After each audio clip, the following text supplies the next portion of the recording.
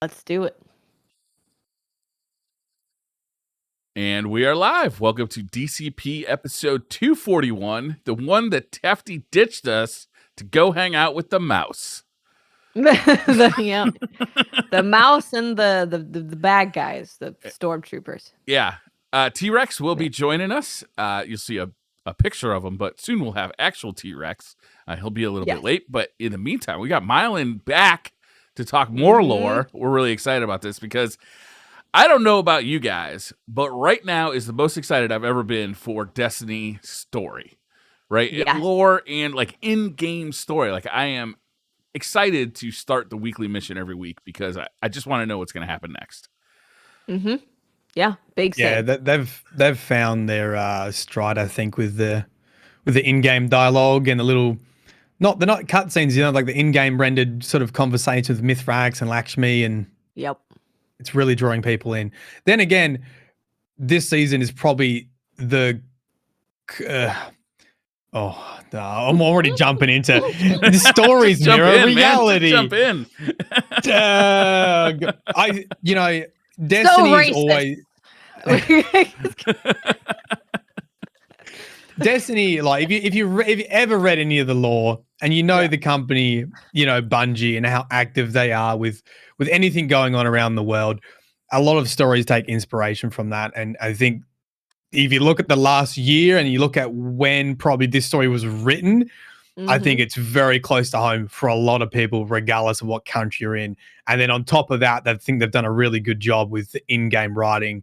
And then the stuff you're seeing behind the scenes with the lore books too. So I think people are either going either way. They're either like Bri going, I'm so engaged, or people are like, this is too close to home. I can see that. I want to pew and shoots and not have this conversation. So yeah, if you don't like that conversation, maybe not the best. This might not be a place right now. I think. Oh man, I'm loving it. Yeah, I think it's interesting to see. Like you said, like kind of a reflection of like real world events, but in a way where, if you've been familiar with Lakshmi for years, like you've never seen this side of her before, but in this particular, you can't get, at least until she caused like, an attack on the Elixni or on the House of Light. House of Light. Yep. It's hard to get too mad at her because her people have been suffering from 200 years of oppression or not oppression, but 200 years of attacks from the Fallen, right? So of course there's going to be people who are worried about bringing some of these people into their house, into their last city. Yeah. Right. Yeah. So you can see that's where. Like, go ahead. Yeah. Should we jump back again and make sure everyone's on the same page with the law? Yeah. And then, I reckon, and let's then explain the racism, and then we're gonna yell about the racism. Right. Perfect. So, most people probably picked up. Well, Future War Cop, the whole faction, is based on this device, which is linked to the Vex, and it's just been known as the device, it gives people the vision of the future, or visions of the future. And we've never had a description. We actually got a description of it in this season. It sounds like a really fancy VR setup. Okay. Like imagine if you put a VR goggles on, you've got like Rasputin, just giant cables running everywhere, Vex architecture around you. It's sort of like that. And you get a vision of the future. In the old lore, they actually abandoned it because it was sending people insane. They were like coming back screaming because they just saw the apocalypse, and like people were dying and stuff from the use of it. So like before this season, I don't know if we even knew it was still around, and then now obviously it's being used a lot. And there's ways of handling this, of going into the system with mind forking, and we probably suspect it's something to do with exos could probably handle it a bit better than humans and that kind of stuff. So anyway, Lakshmi is using the device and has these very vague visions that the Fallen or the Elixni in the city, specifically Mythrax, will bring disaster upon the city. And it's always like it's not that she says, "Oh, I saw him kill like humans." It's like the city's destroyed and he's in the middle of it. And she uses this as evidence to say, like, this is bad news. We shouldn't have him here. This is a prediction. And what they've introduced this season is Lakshmi just saying, I foretold the Red War and then it happened and everyone laughed at me and now it's happened and it happened. So I'm not going to hold my tongue. And that's what she uses as a way to really sort of push the point that the Fallen are bad news and this will lead to citywide destruction. So, but she's also said that she hasn't actually seen them cause the apocalypse, right? Or the destruction. No. So she's only seen that they're there after, not that they caused it. So they could have been there helping us. Helping, exactly. Right? So exactly. It's really unclear. Yes. And there is a new lore entry from, which is cool. It's a future War Cult member, Novaro, who originally appeared in the No Time to Explain exotic. He was one of the one of the people that analyzed the Stranger's rifle. And they actually only appeared in that first D1 Gremlin card and came back this season and wrote a resignation letter to Lakshmi saying, yeah, but what about all your other predictions that didn't come true? And like, this is just not something that we should be seeing as, that we can interpret in any sort of way, or at least not to the level that she is, because Navarro actually talks about, hey, my children went to give food to the Elixni and they were like abused by the city and came home crying because of your words. And I think that's where there are multiple lore entries where there are angry mobs of people, and that Lakshmi she's not just saying, hey, we should be careful, we should be mindful. This is what I've seen. She's actually inciting violence towards the Elixni. And there are 2 or 3 lore entries that have angry mobs of people, and it says, they have Lakshmi's voice and preachings in their head about this is not good, this will bring destruction, we are justified in, and they're really sad cards. I don't know if you've read them, but they're like really sad. Kind of devastating, yeah. And just listening to Lakshmi talk, I'm just like, oh my God, this is breaking my heart. Yeah. Jeez. Yeah. So we have that. We have the device. We have her preachings. We have the, she's saying these things to the city. But she also admits in a conversation with Dead Orbit and the new monarchy, Hideo, that it's a bit of a coup. She wants to get rid of the Vanguard because she says she doesn't believe that they have the best interests of the city in heart. And she is using the Fallen as a bit of a political tool to do that. She wants to be like the new leader of the city, right? Well, it's very close to reality because she, like anyone who's trying to overthrow something, they want someone who can be a puppet, right? So it's sort of like she's not voting herself in because it looks almost too guilty. She's like, oh no, we'll get someone else. But yeah, I assume that she wants to be in control of this situation. And she sort of claims, oh, we can't have the Vanguard there. Ikora and Zavala have been weak. They're allowing people to use the darkness. This is not the right direction. They let the Fallen in, and now all this stuff's happening. So we suspect that she would. Oh, if no one else wants it, I would take. That's exactly I would take the leadership. One of her messages was exactly that. Like, it was probably one of the best depictions of gaslighting and manipulation that I've seen in a game, where she was like, oh, you're so kind. If only I was as kind as you, but I'm not. So I was like, God. There's lots of people in chat when we were watching it who were like, this sounds like my ex. And I'm like, yeah. The manipulative ex, she is like textbook manipulative right now in her communications.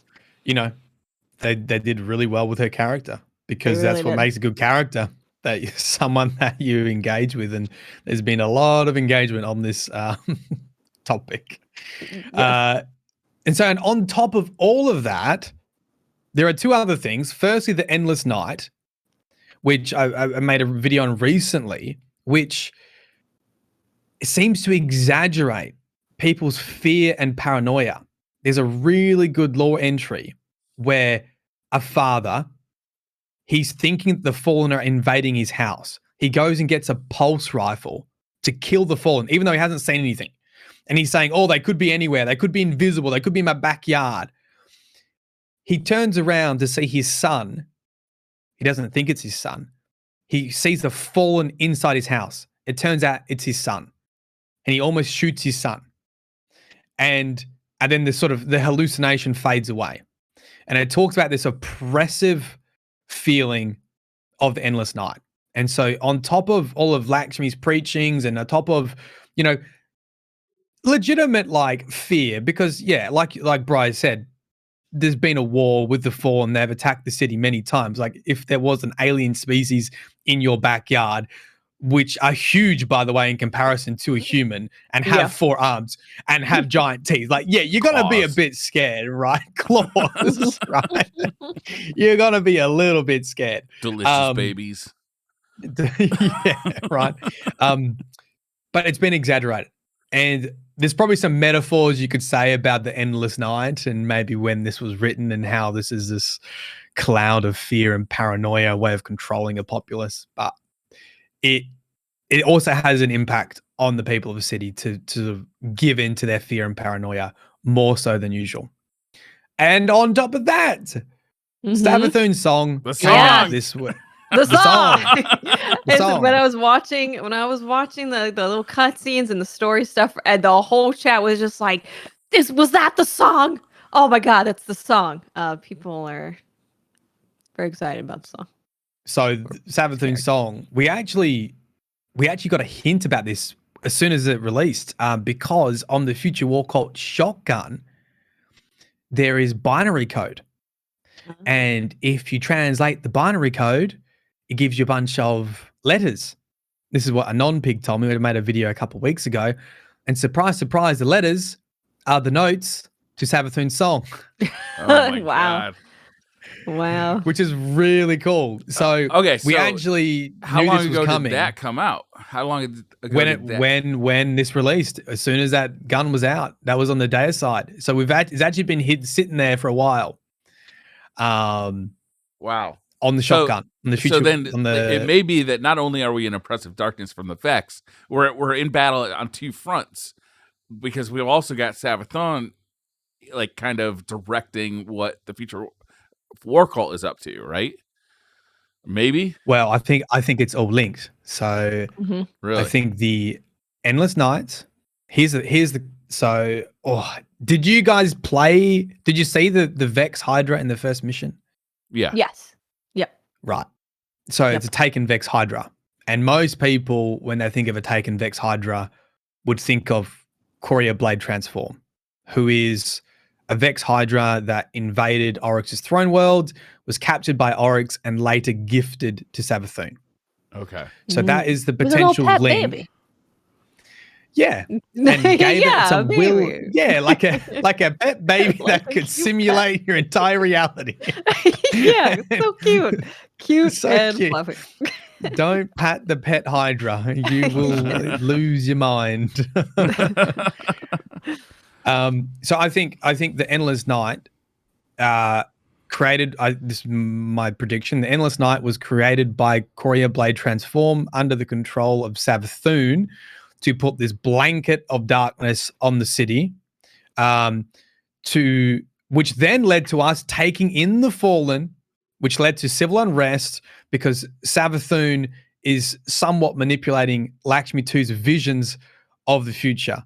So now it's an attack on the city like we haven't seen before. It's not a general attack with guns and weapons. It's a attack on the minds of the people through fear and paranoia and that's how I think the season like MK Ultra all over again. I remember that. I was there. Is that most of the lore about Lakshmi 2? I think so. With the Savathun song, it's now like infecting the people, right? Because she's transmitting it. Yes. Yeah. So, is she transmitting? I thought she had heard the people singing it. Is she the originator of it? Yeah, people were singing it already. So it's, I How think the whole idea of nice. Sabathoon's song is just to indicate that Sabathoon is well and truly attacking the city in a way that we haven't seen before, and that we are already under attack. And this is like this is Sabbath. This is how a hive god of trickery would attack the city. It's not going to be a Yeah. frontal assault. And Meanwhile, I we're think that's working with the Mithrax, purpose. who's the only one who can seem to help us fight this thing. Yes. Which I saw an interesting comment, which was like, wait a second. So what if Sabathoon put the Endless Night, which then led us to get the Fallen in here, which the whole point of having the Fallen in the city was to pull the city apart, to make it fight with itself, to like divide us, which it has. Yep. Well, So do you it's a bit of think? a loop. See, do you think it was that? Do you think it was that thought out, or do you think that was just kind of like like no matter what had happened once that Endless Night went up, there would have been unrest, and it just so happened that it got focused on the Fallen because Ikora happened to grab them and bring them in?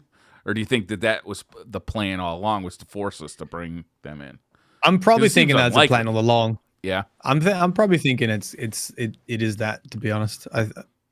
But we won't quite find out until I think there's going to be a reveal in game, the way that they're going at the moment. I think there'll be a reveal of this in game, because I have read all the lore entries that you can't get you can't get in game yet, and it hasn't quite revealed for the Endless Night. We don't really, like, it's a main, I guess, threat on the city, and we don't know a huge amount, a huge bit of information about it. It's sort of just like there. Lakshmi's really become the antagonist of this season. So, but I mean, sure, you guys have had this conversation too about. Oh, I'm sure. I tweeted something that, stories mirror reality, and Destiny is no different, right? And I don't know if you saw people's responses to that, with a lot of people. I'm trying to see their point of view, and I've already done my ranting on this topic, so I'm going to hopefully do a bit more of a balanced opinion. But there was a lot of people that say, well, no, nothing in Destiny mimics reality because we don't have aliens and we haven't been at war, for centuries with an alien race. And it took me a while because I got very angry about that, because haven't we really? Are you sure about that? So I don't know. This is how I justify that mind. And I have a twin brother, right? And he is complete opposite of me. So when we went through high school, your senior year, year 12, he could do all the maths, all the numbers. He got the highest score out of the whole school in the 1% of the country for we call it TER. So what your entrance score is called in the US, is it GPA or something? SAT. Yes, yeah, right. GPA. So whatever that is, whatever the equivalent of that is, could not get English essays. Me, on the other hand, I was like, no, the director, these are written by people. They have an agenda. The similarities, the themes are in this book relate to our world, and this is why. Like, that was my strength. That's obviously why I do lore videos, okay? And it didn't matter how many times I would tell him, like, dude, this is what it's. He's like, I don't get it. This is dumb. This is just for entertainment. This makes no sense. And meanwhile, he'll do some math equation, which I'm like, there's letters in this math equation, and I don't understand it, and it's dumb. Okay, so I feel like there is a big divide in the Destiny community. The people with the math brains. Yeah. And the shoot the pew pews, and I don't get how this theme relates to it. Right? Yeah. Right? And the people that probably in this room right now are more on no, this is clearly like a theme. This is written by a person, this is written by a Bungie writer who likely wanted to address some of the things happening in our world through art, through video game. Lakshmi is inspiring violence against an entire group of people, group of alien race in this state, out of fear of what they may do. And what we would call that is racism. So that's sort of how I justify some people maybe not seeing that point, and maybe they're very literal in their interpretation. Like, and I think they're actually trying to be empathetic to the people of the city. They're like, no, well, they're trying to say, I would find it really, it's quite human. It would be pretty hard. Imagine if we did have an alien race pitch a tent in your backyard. Like, yeah, okay, I get it. Right. Yeah. But, obviously conversations on Twitter are a lot more heated than that. So that's sort of my Not a lot of room for nuance on Twitter. No. Yeah. Not much at all. That's me trying to understand why people are sort of saying Destiny doesn't reflect reality or doesn't reflect our lives. That to me is the best function of sci-fi, is that you can tell any story you want because there's no rules, right? You don't have to worry about, what aliens are, or you don't have to worry about any conventional rule to like modern society or anything. You could just tell exactly the story you want and just bring in characters, races, spaceships, swords, however makes the story most interesting to you, but you get to tell exactly the story you want because there's no cruft to it. You add whatever you want and delete whatever you want because it's science fiction. Yeah, sci-fi is also really good at dealing with tough subjects and trying to get a message across without it being super preachy and in your face. So you can get this message across of like, maybe we shouldn't judge an entire population by, this one group that you came into contact with, but it's not super in your face. It's told in a magic spaced sci-fi way. So it's kind of a nice way of giving good lessons and good messages without it being preachy and weird. And I think the main difference in this season is all those messages before were hidden behind monsters and the Oryx bosses, whereas this time it's much closer to a human being, Lakshmi, being an exo, and it's a little bit more obvious than their previous stories. And so people pick up on it, and they've obviously gone way harder in the in-game stuff. Lakshmi this week, their food supplies are destroyed, and she's like, we will personally pay for your food supplies once you leave the city. You're like, are you kidding me? We'll load up the ships that are taking you out of here. I have not been this angry at many video games before. I was like, oh, come on. She's trying to be, it's the thing of, look at me, I'm so nice and forgiving and helpful, but also only if you do this. Oh, if only I was so nice. It's infuriating. So it's interesting that they give her the side motivation of her own motives of getting power. I almost think the story would have been more interesting if she was just playing it like straight from the heart. If she was just terrified that somebody brought in a group of these people that have been attacking the last city for hundreds of years. Like if they just let her play it straight from the heart, I almost think it would have been more interesting, because once you give somebody an out, once you give their motives like kind of this side like weaselly aspect, then it's easier to dismiss them altogether, right? I don't know. I'm thinking, I wonder if they'll use Savathun as Lakshmi's out and say, she was corrupted and it's not her fault. You get a very similar storyline to Crow sort of taking place, where you have to make a judgment call whether she was not acting in character or acting out of character because of Savathun's corruption. But I feel like Savathun has just exaggerated her nature, not manipulated her. Manipulated her, but not completely changed her. Maybe brought out some of her worst aspects. I saw someone just type in chat about games being an escape from reality versus sort of reflecting that. And I think I've had a good time to think about this as well, because and the way that I think about this is, sometimes when you get home from work and you want to watch some Netflix, sometimes you want to watch trash TV. Oh, yeah. That's your escape, right? You don't want to think too hard. 90 Day Fiance. Throw that on. Tiger King. Turn brain. Right? And other times you want to watch a documentary about how we're destroying the planet, and it's going to challenge you. And gaming sits in a weird space where it can do both. Yeah. And sometimes people want to just do the pew pew shoot shoots. But the thing is, every story in Destiny is always going to be like a topic like this, I think. And I don't know what else to say about that. Like for people that get quite upset with, I just want to do the shoot, pew, pews. Maybe you just need to skip cutscenes and skip the story, but then you miss out on that. Yeah. And I think it's- games are it in this would be weird pretty medium where easy. it's going to challenge you. I think it'd be pretty easy in Destiny to kind of ignore it and just, if you really are like a little overwhelmed by, and I think that's reasonable to be overwhelmed by, the last few years events. It's like it's been a lot, and like maybe you just want to shoot some shit with your friends. I think it's pretty easy to understand that sentiment.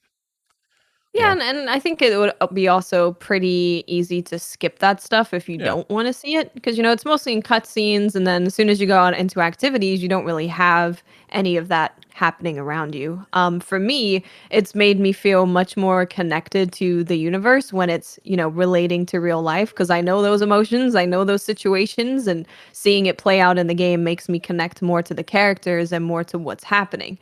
And I love that how they're doing it in game with a mixture of like you're standing there and the characters are talking, and then we had the Saint cutscene, which I'm sure we'll talk about.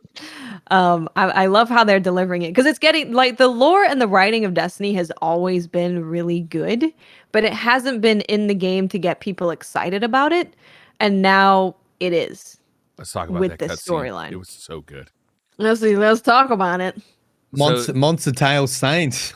Refresh my memory. Were you talking to Mithrax and Saint 14 at the time, and then they just like suddenly they just pull you out of that and start playing the cutscene? It was kind of one of those like ink on paper cutscenes that they've been doing. I love those. But it was really good, and I especially loved how the tale was being told through the eyes of the Fallen and their perspective on Saint 14, right? Their interactions with Saint 14. He's the monster who's been attacking, their young, their breeding, and just absolutely decimating them.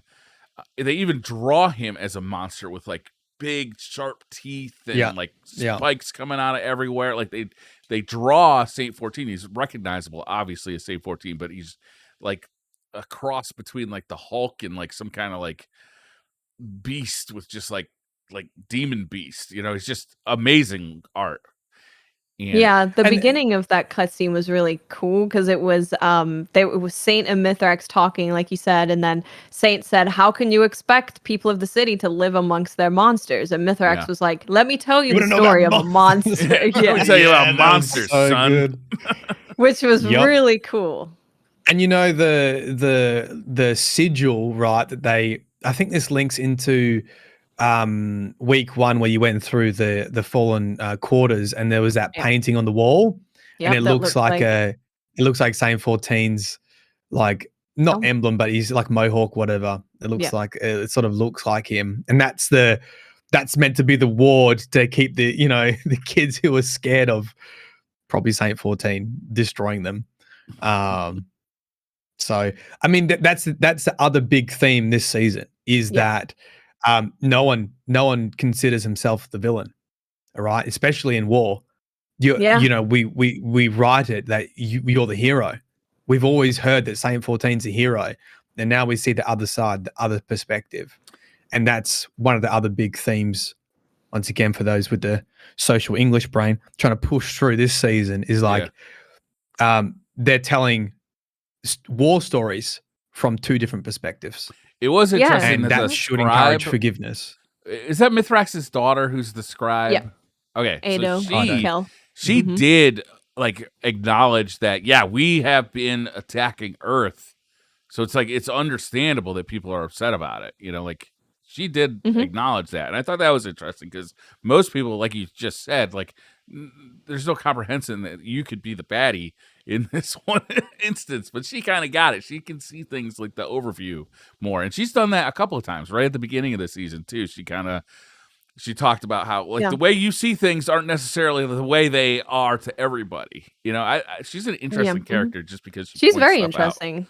She's a really good character at giving perspective on stuff. Like she can say very few things and give you quite a different perspective on things, which is really good. And I love the theme of, through that story of Saint 14, the Elixir were trying to chase after the traveler because it abandoned them. So they were trying to chase after it. And then Satan was like, no, get away, because they were coming to the city. So it's like, the hero on the Elixir side would have been the person who managed to track down the traveler and get it back. But the hero on the Guardian and human side is Saint, who's keeping these monsters away from the city. So it's like, we're both heroes and we're both monsters. Yeah. And I definitely love that. It makes villains more enticing. It makes stories more enticing when it's gray and not just black and white. Yeah. And the Elixir have always been like kind of this pirate, like kind of just brutal race in like previous in-game stuff, like Taniks and people like that have just been just awful. Just dicks. It's one of those things though where the story's progressing like this, but then we're like, yay, we love Elixir, and then you like go strike mission, you shoot everyone in the face. It was funny actually. So the Nightfall this week is Inverted Spire, and we were there, at the beginning it's like the Vex are fighting, sometimes they're fighting the Cabal, sometimes they're fighting the Fallen, and we were leaving the Fallen alone, putting up a Titan shield, waiting for the platforms to come, because I wasn't shooting them, and then I looked around and I was like, oh, hey, we're keeping them alive. Nice. I like it. Cool. On the theme of like seeing things from different perspectives, there's a really cool lore entry this season where Shax is talking to Mithrax. And they're basically talking about how many of each other they've killed. And Shax tells a story from his warlord days where he kills humans. And I've in my notes, because I take notes on each entry, I just like brutal. I'll make a video of it later. But like, people stole food and he just straight up killed like 3 humans who were like cowering in a corner or something. And he's like, and now I'm Lord Shax, protector of the city. So true. Once again, trying to say that people can change and that people can work together and people can forgive. So there you go. Crazy, right? It's all super interesting. All this season already, and we're only halfway through, I think. How much does like people's expectations of you actually influence what you do, like your behavior? I wonder. Like, because people expect Shax to be the protector of the city, does that make him the protector of the city? Or do you think that that ability to kill 3 people who stole his food is still under there? It probably is, right? Like, that guy's still there. Yeah, I mean, I can't remember if maybe they did. It's been a while since I've read Shax's OG story. Why he had the change of heart. Chat might know, but I would have to go back and have a look. They probably gave a reason for his change in heart and away from the warlord days. I guess back in it comes down to this thing where justification of terrible times and desperate times calls for desperate measures. He says that there was a famine and people stole, so there had to be punishment for stealing food. So it's about context, which I think is what this another theme that's in there in this season is about as well. It's like we keep justifying horrible things. It's like, oh, they might do this, we need to be worse. We need to push them back. It's all the thing let them of in the city. They might do a thing. So because it's a possibility that this thing might happen, we have to keep oppressing them and keep them away.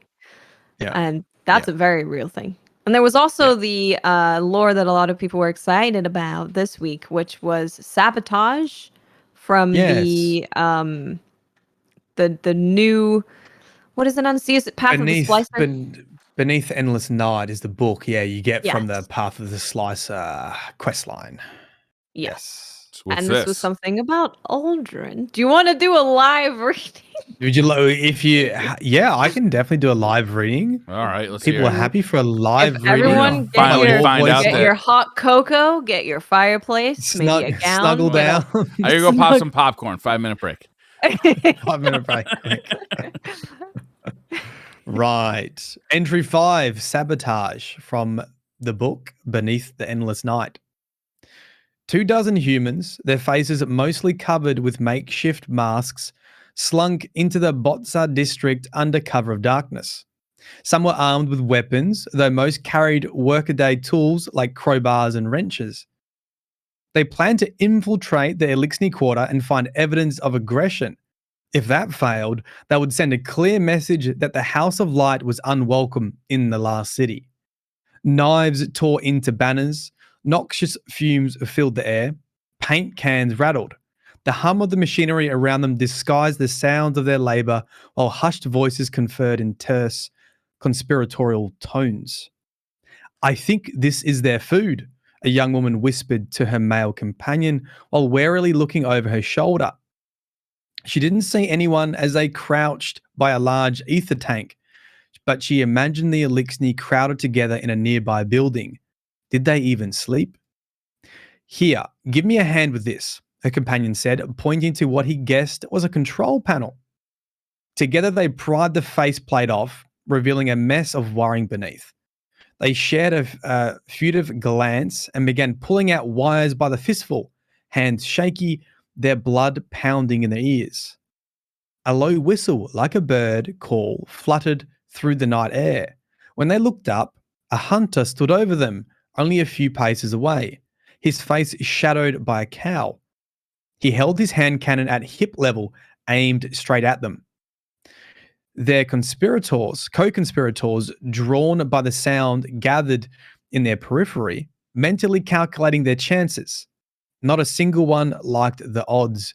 Even those who came armed expected to fight the fallen, not a guardian. The hunter called out in a half whisper, I don't want any trouble. The woman stood frozen as a young man beside her moved toward the hunter, his jaw set. No, his companion hissed. Are you crazy? He grabbed his arm to haul him behind the ruined ether tank, but he wrenched free. The young man stepped slowly toward the hunter. You're on the wrong side of this, he started. The hunter pulled back on his hand cannon's hammer with an audible click. I don't think I am, he replied. Unwilling to test the hunter's mettle, the young man called over his shoulder, let's go. The hunter narrowed his eyes. He watched as a young man slinked past him and spat at his feet. Something old and terrible rose up inside of the hunter. It took all of his focus to steady his hand. The conspirators peeled away from their hiding places one by one, disappearing into the dark. Some hissed choice insults and dispersions at the hunter under their breath, though none dared to look at him. In just a few minutes, the block was deserted except for the hunter, who stood alone in the street until his ghost compiled over his shoulder. It chirped with concern. You wouldn't really have shot them, right? The hunter hesitated as he holstered his weapon. They needed to know I was serious, Glint. But you weren't, his ghost insisted. Wordlessly, the hunter began making his way through the destruction. Someone would sound the alarm soon. He didn't want to be here when they did. Tell me you weren't serious, his ghost said again, lagging behind. Or were you? Sabotage. That's the end. There it is, the sabotage. That sounds like somebody who's just on the brink of starting a killing spree in the city. Oh, mate, the audible click, how good is that? Audible hammer click, you're on the wrong side. Click, I don't think I am, buddy. Yeah, that line was that was pretty great. That was really cool. So this is explain it. Break this down to us in terms of what this means for Crow.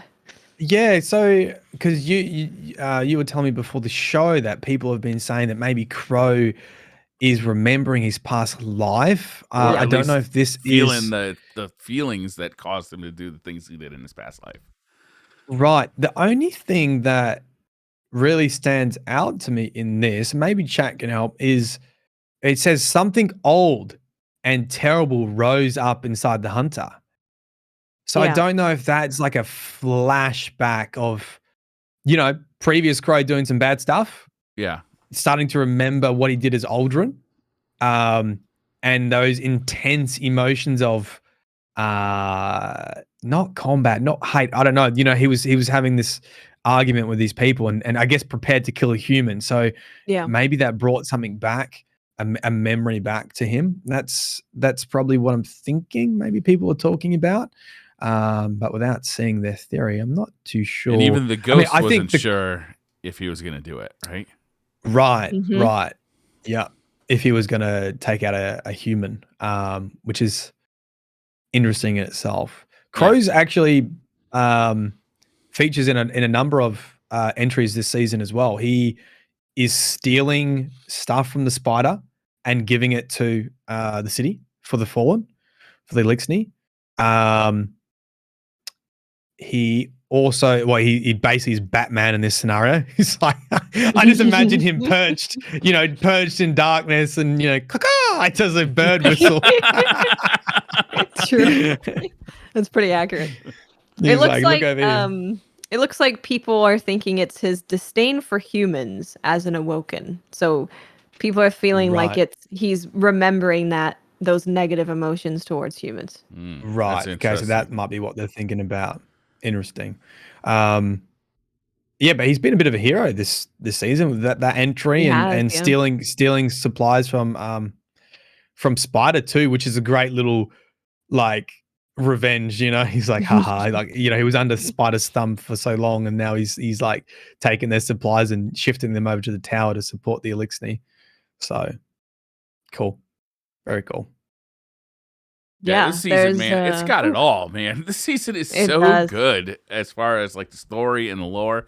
And, I believe that new, I always forget what these things are called. Give me a second. Expunge, yeah. What is it? Named after the 80s band. What was it called? Labyrinth? No, it was, what was it? Styx. Yeah. We got that. That was new this week, right? Yep. That was pretty good too. Like, I think both the expunge things we've seen so far have been pretty good. Yeah. It's a nice way to have a weekly mission that's, a little bit fun. It has, and then you've got they basically bookend it with a bunch of story, right? Like in-game cutscenes, and you play a mission, you get some in-game dialogue. We got like an ink blot cutscene, like all these little pieces add up to telling a cool story. Yeah. Yeah, really the story this season, I'm fully locked in. I feel emotions that Destiny hasn't given me very often, so that's been really great. And every week I'm excited to see what's going to happen because the tensions are very high. Yeah. Yeah, the Fallen are always so interesting too because there's so many different divisions of the Fallen who all have different motivations and different ways of doing things, and different, some are just straight up pretty nasty, and some of them, like the House of Light here, seem to be pretty good. They're a fun group of aliens to know about, but also there's similarity to us having gone through, a very similar thing that we've gone through. Was the Traveler came, they had an age of enlightenment, and then the Traveler took off, and the only thing keeping the Traveler there is that we shot that ass down. There's some very angry lore nerds right now typing in the comments. It's not proven.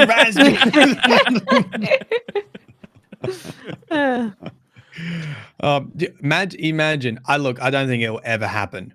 But if there's ever been a point in Destiny where we could get an Arbiter-like playthrough character, now would be the time. Just imagine the shock horror, and good shock horror, if you loaded into the last week of Season of the Splicer and you played as Mythrax or something.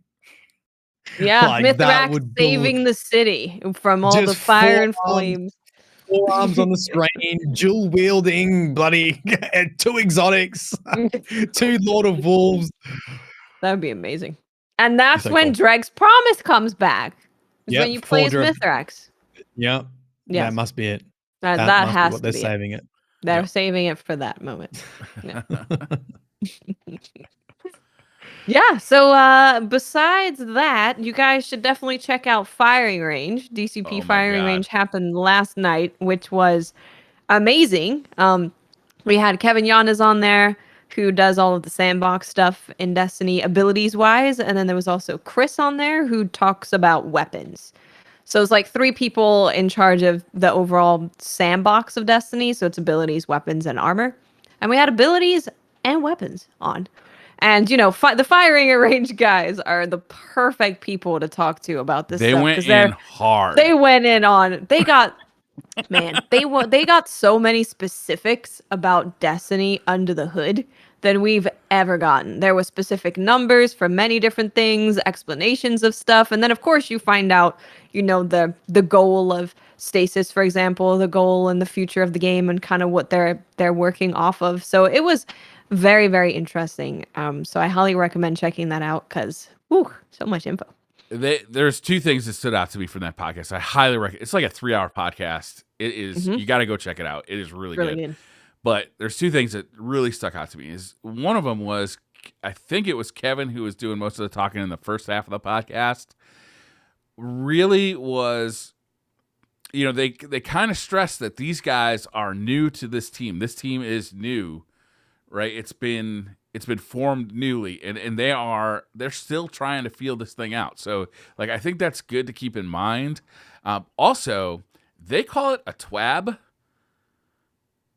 No, Kevin does. Yeah. Yeah. A twab. So I don't know what's going on with that. Yeah, but do you remember when there was a voice actor that said Atheon? Yeah. It was the speaker, right? It was the speaker who said Atheon. Yeah. We'll put it in the same bucket as that. Yeah. Who things we choose to ignore. You guys absolutely have to check out that podcast. So I think it's honestly one of the top 10 like Destiny podcasts I've ever listened to. It was so informative. It was really good. Yeah, they are the guys who they have all the numbers on everything, so they know the questions to ask about can we get the info on this very specific thing. Yeah. And both Kevin and Chris were very open with everything. They answered everything they possibly could. They came to like inform and to talk honestly about. I mean, obviously they can't talk about what's coming in the future, but man, they were pretty upfront and honest. Like, I mean, even like talking about.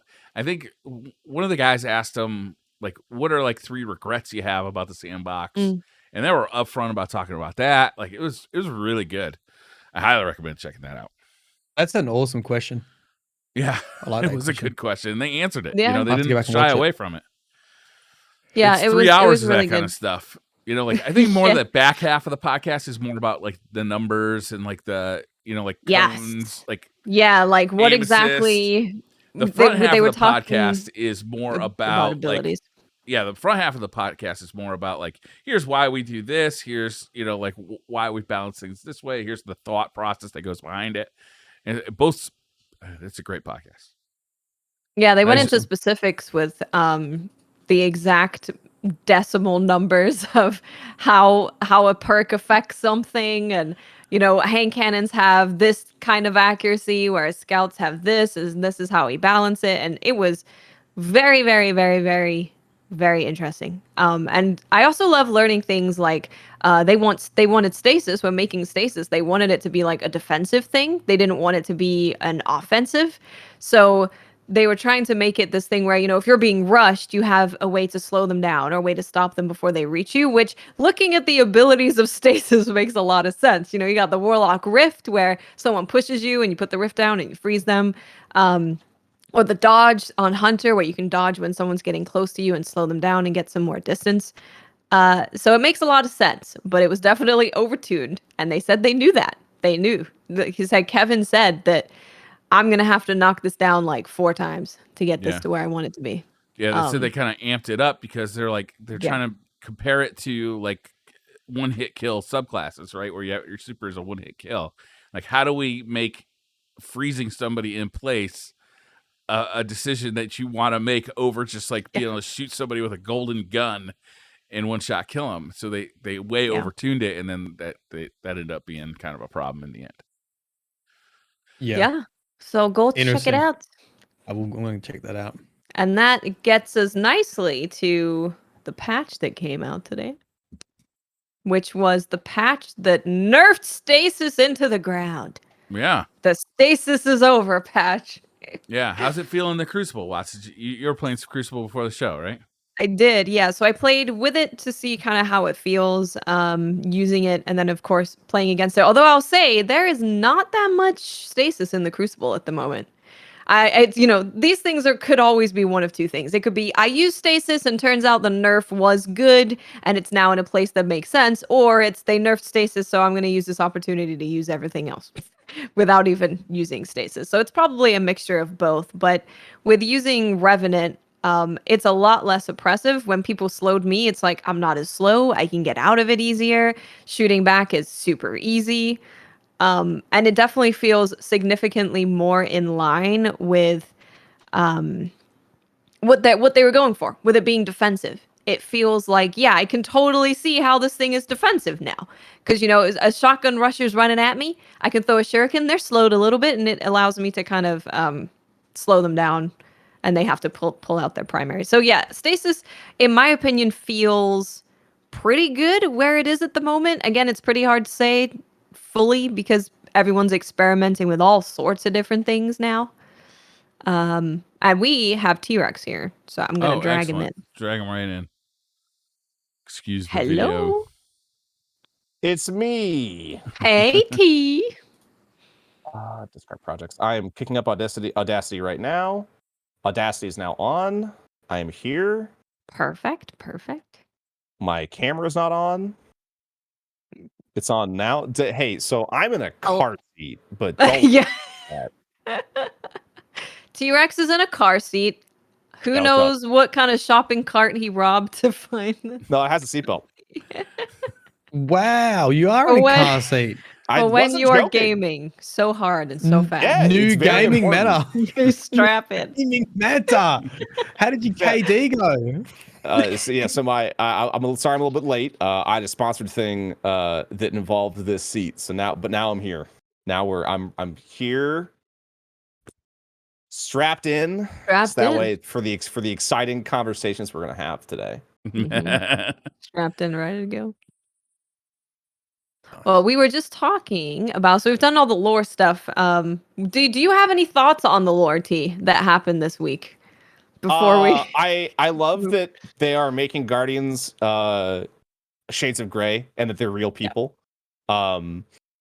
Like I know there's probably gonna be a lot of people who are probably pretty beat up that like Saint is being drugged through the mud as he is, but I mean, dude seemed to have committed war crimes out of anger. So, Look, who hasn't, right? Yeah, a little war crime here, a little war crime there.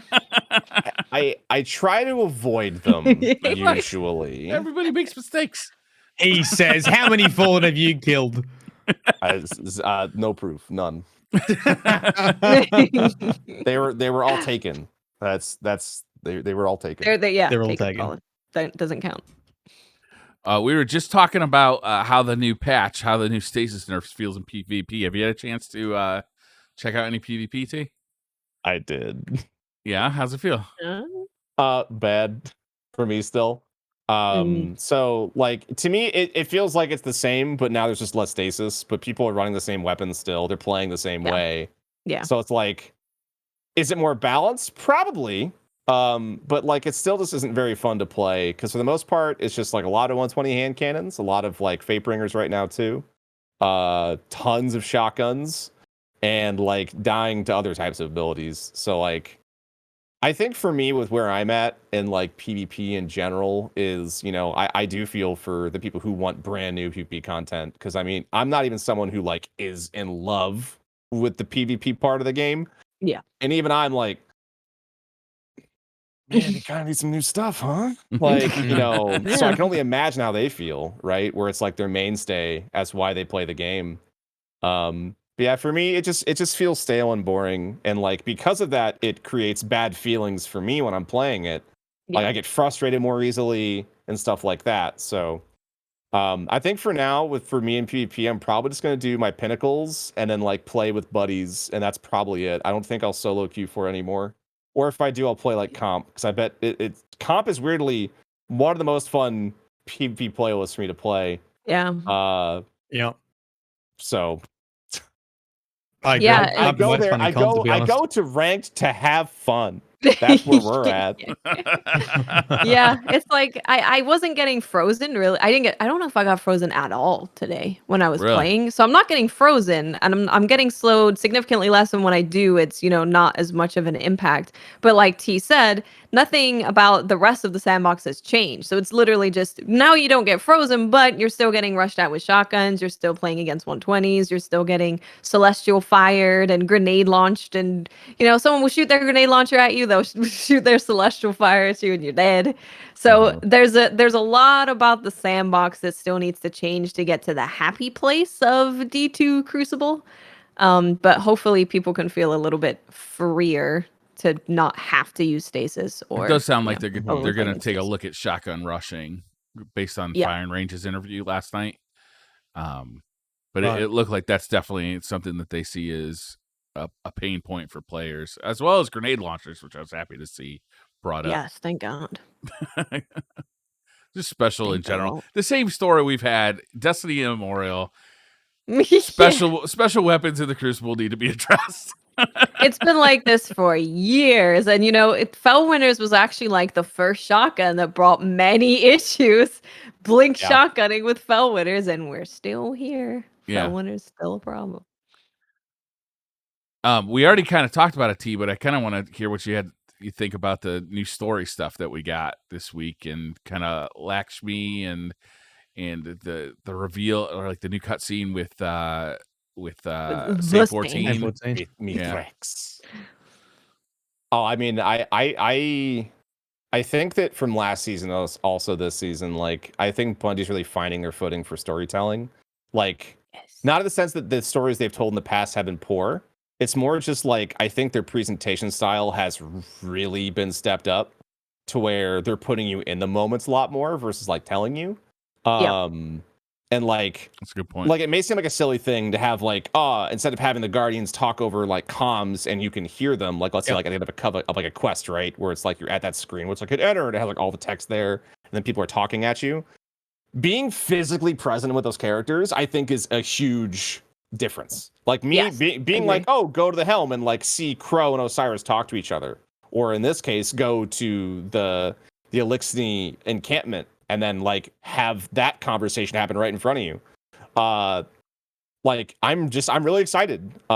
If this is like the level of storytelling presentation that we're gonna be having from now on, that's awesome. I'm very excited for the future.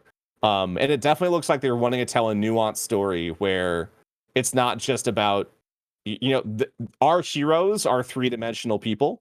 They're not just kind of like these paragons of virtue and stuff like that, which I think is probably why a lot of people love Cade. Is because he's the guy who seems the most quote unquote normal out of the group.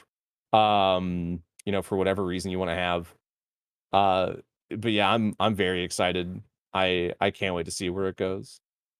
Yeah, we said the same thing. It's all those like those little things when you put them in the right order, the ink blot cutscenes combined with a separate space where you can witness, just Fallen just chilling out while you listen to some audio between Saint and Lakshmi, and then you've got the holograms from Lakshmi, which is like, meant to be like private messages to you, which tells even a different story.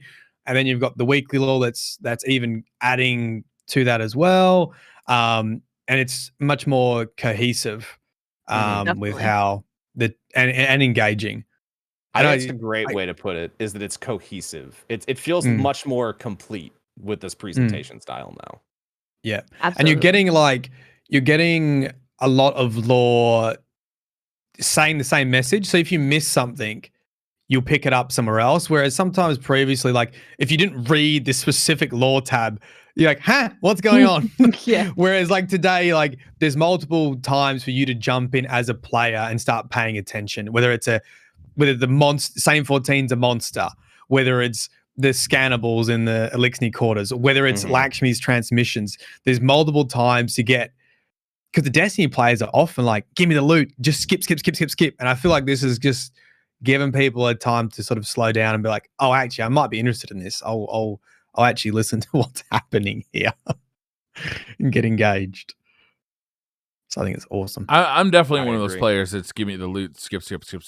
But that's because, I've played the same strike 200, 300 times. You know, like I've Mhm. literally heard Right. the same dialogue so many times. But when we get new stuff like this, and it's so interesting, like T, you said, it's like these characters seem three-dimensional now. It's not just like I don't feel Yeah. like just an empty shell that's just running forward, just beating the shit out of everything that comes in my path anymore. Well, I kind of do, but the people around me at least feel. I'm not just doing that. Yeah. Okay, I'm like The people listen. around me at least feel like there's actual motivations behind what they're doing. There's reasons for what they're doing.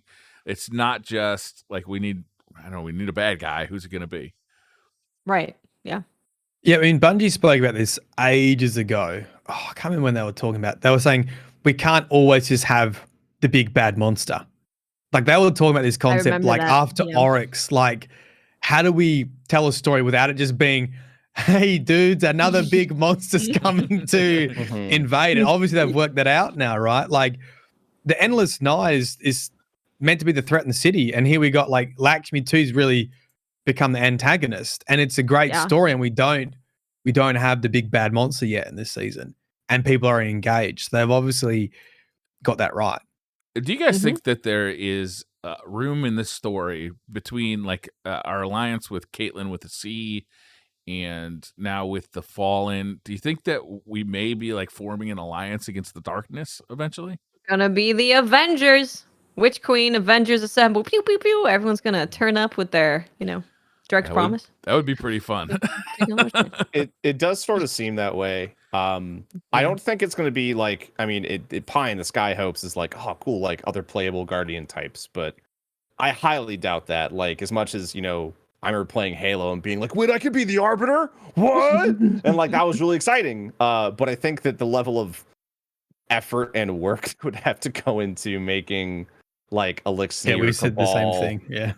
Gosh, like, yeah. And then we can have a conversation about nerf Elixir. Oh my god, Elixir melee range is too powerful. The forearm double punch. They crouch and then their heads are like at their chest, so I keep missing them. It's so fun. That was. But yeah, I could see it happening. Like, I mean, right now I would say that the thing with the Cabal is we're like in a ceasefire, or like that's kind of where we're at, where both are kind of agreeing to kind of like live and let live at the moment. Maybe once situations are resolved, that could change. But it seems like Keitel is a woman of honor. She is a true leader, to the Cabal people, and she is literally sticking to what she believes in. Yeah. So because of that, I don't think that they're going to be an issue until after our mutual enemy is destroyed. And for the Elixir, I think part of the future relationship is going to depend on whether or not Lakshmi's going to do something stupid. She's so not gonna we'll do something see. stupid. Oh yeah, I'm sure she is. I'm sure there's going to be a whole lot of stupid to go around, but Yep. we'll see. I find the whole like end to the light saga interesting because that's like in my mind that's the major narrative arcs. Like what comes after that? Sort of like wait, light versus darkness. What stories get told after that? Now it's Lakshmi versus cute babies. That's what's after. Well, Lakshmi wages war there's- on all alien babies. There's a similar conversation happening in the Final Fantasy 14 community because so Endwalker is the expansion coming out this year, and it's going to basically end this almost decade-long story they've been telling about like these creatures called the Primals and like this like mother crystal called Hydaelyn and all this stuff. That entire saga is going to be done like at launch, not like later patches. So that means like the first patch after the game comes out with new stuff will be a brand new story that explores completely new concepts. So like with that being so soon, I don't know what they're gonna talk about. So I can't even like I agree. I have no idea what stories Destiny's gonna tell. Like because that's everything I know about the game revolves around these concepts. Yeah. So if these concepts resolve, it could be so interesting. Like, do. imagine if we no longer had access to the light or the traveler. Like the situation resolves itself in such a way that we're still alive, but we no longer have. Yeah, right. That's a good point. It's just gonna end screen and it's gonna go into their new IP, which is gonna be a competitive shooter, and no one's got light. So like surprise after Lightfall. Gosh, that would be not a good prank, Bungie. Please don't. Nice. Did we want to take a look-see at the TWAB? Yeah. I think the So I think- biggest thing on the TWAB is probably right at the end, right? Is that little photo? Yes. Yeah. So things that I want to tell you guys about real quick. Of course, they go over all the things that happened this week. Iron Banner is coming back next week, and the bug is fixed, so you can get the shotgun and the machine gun. So if you were saving your tokens, you can turn them in now. Also, they're doing a fashion contest, and I believe this is this the first one for the new emblem? I think it might be. For that emblem, I think. Sure. I don't think I've seen Let's that go before. with yes. I don't. It is you can earn an emblem. How about that? You can get an emblem, a fashion sure can emblem. earn an It's not emblem. the same as the last fashion emblem. One out It's of 4 different. DCP hosts thinks it's new. Yeah. You'll So be shocked to find out which one. you can enter. So the way that you can do it is they want you to take a picture in the actual like transmog screen. You can also take a picture out in the Of wild if course you they want do. to. But yeah. And you can submit it, and they're going to be sharing winners from June 7th to June 12th. So if you want to get the emblem for yourself or try and get it, make sure that you submit it before June 7th. And then they share some questionable fashion choices from the people at Pudgy. I'll say. Yeah. So it's like I if you need some I help like to a get couple the of them. I like a couple of them. Another couple, I'm like, what are you doing? Maybe that's the point. The point is feel for me to like- go, what are you doing? I feel like that hunter, just like that hunter's the equivalent of you're just wearing like whatever your highest stat gear is in like an MMO. You're like level 17. You can't have a lot of stuff yet. But you're like, it's my highest defense. Like, what do you want me to do? That's exactly what it is. It's I look like I encouragement. rolled around in garbage, but boy, can I take a hit in the face. Like It's encouragement. They're just saying, look, I could do better than this. Maybe I can win this thing. we've established the floor. So now, how high can we go? That final warlock, I will say, looks pretty snazzy. I like the raid armor mixed with that exotic chest piece to give it like a Full similar hologram look. setup. Yeah, Yeah. holographic setup. I dig that. That feel when it's using an exotic that will probably only ever be used for fashion. Are those Yep. what is it called when your dress has like a cut down the middle? Is that A jorts? slit dress? Slit dress? Slit dress. Oh, that's, Yes. that's nice. It almost Have looks like no pants. Yeah, so get your fashion on. Submit your fashion stuff on Twitter or Instagram using hashtag Splicer Fashion Show. And good luck. And that was really, yeah, so the exciting part of this TWABs, there was a bunch of bug fixes and all of that, which, you know, there's bugs, they exist. But the most exciting thing was that, so this was Dylan writing this, right? Yeah. So it was Dylan at the end. It said, thanks for stopping by for another week of TWABness. Season of the Splicer has been fun so far, and there's still quite a bit to look forward to. And then he says, even outside of seasonal content, there's a lot to get excited about for the future of Destiny. A few of us have said our best days are ahead. With every playtest, shot of gear, or piece of concept art that passes by my desk, I can't help but agree. And then there's a picture of a hunter wearing some interesting armor. There's like some Trials of the Nine stuff going on. Myelin, you can tell us what the symbols mean. But he's in a jungle, and Dylan says that this was a quick tease and that they're eager to show us more from the Witch Queen. Wasn't So- this the armor they teased last year? Was it last? Man, I don't know how long ago it was. But I know believe It that was like like February this year, I think, because I looked at it. time, Was it really? time Not even that- has no meaning. Time is Yeah. But I only know that remember there was because a lot I of- was told. I remember there was like a lot of like alchemical symbols and stuff like Yep, that yep. on the pieces and like periodic table call outs and stuff like that. So I'm curious.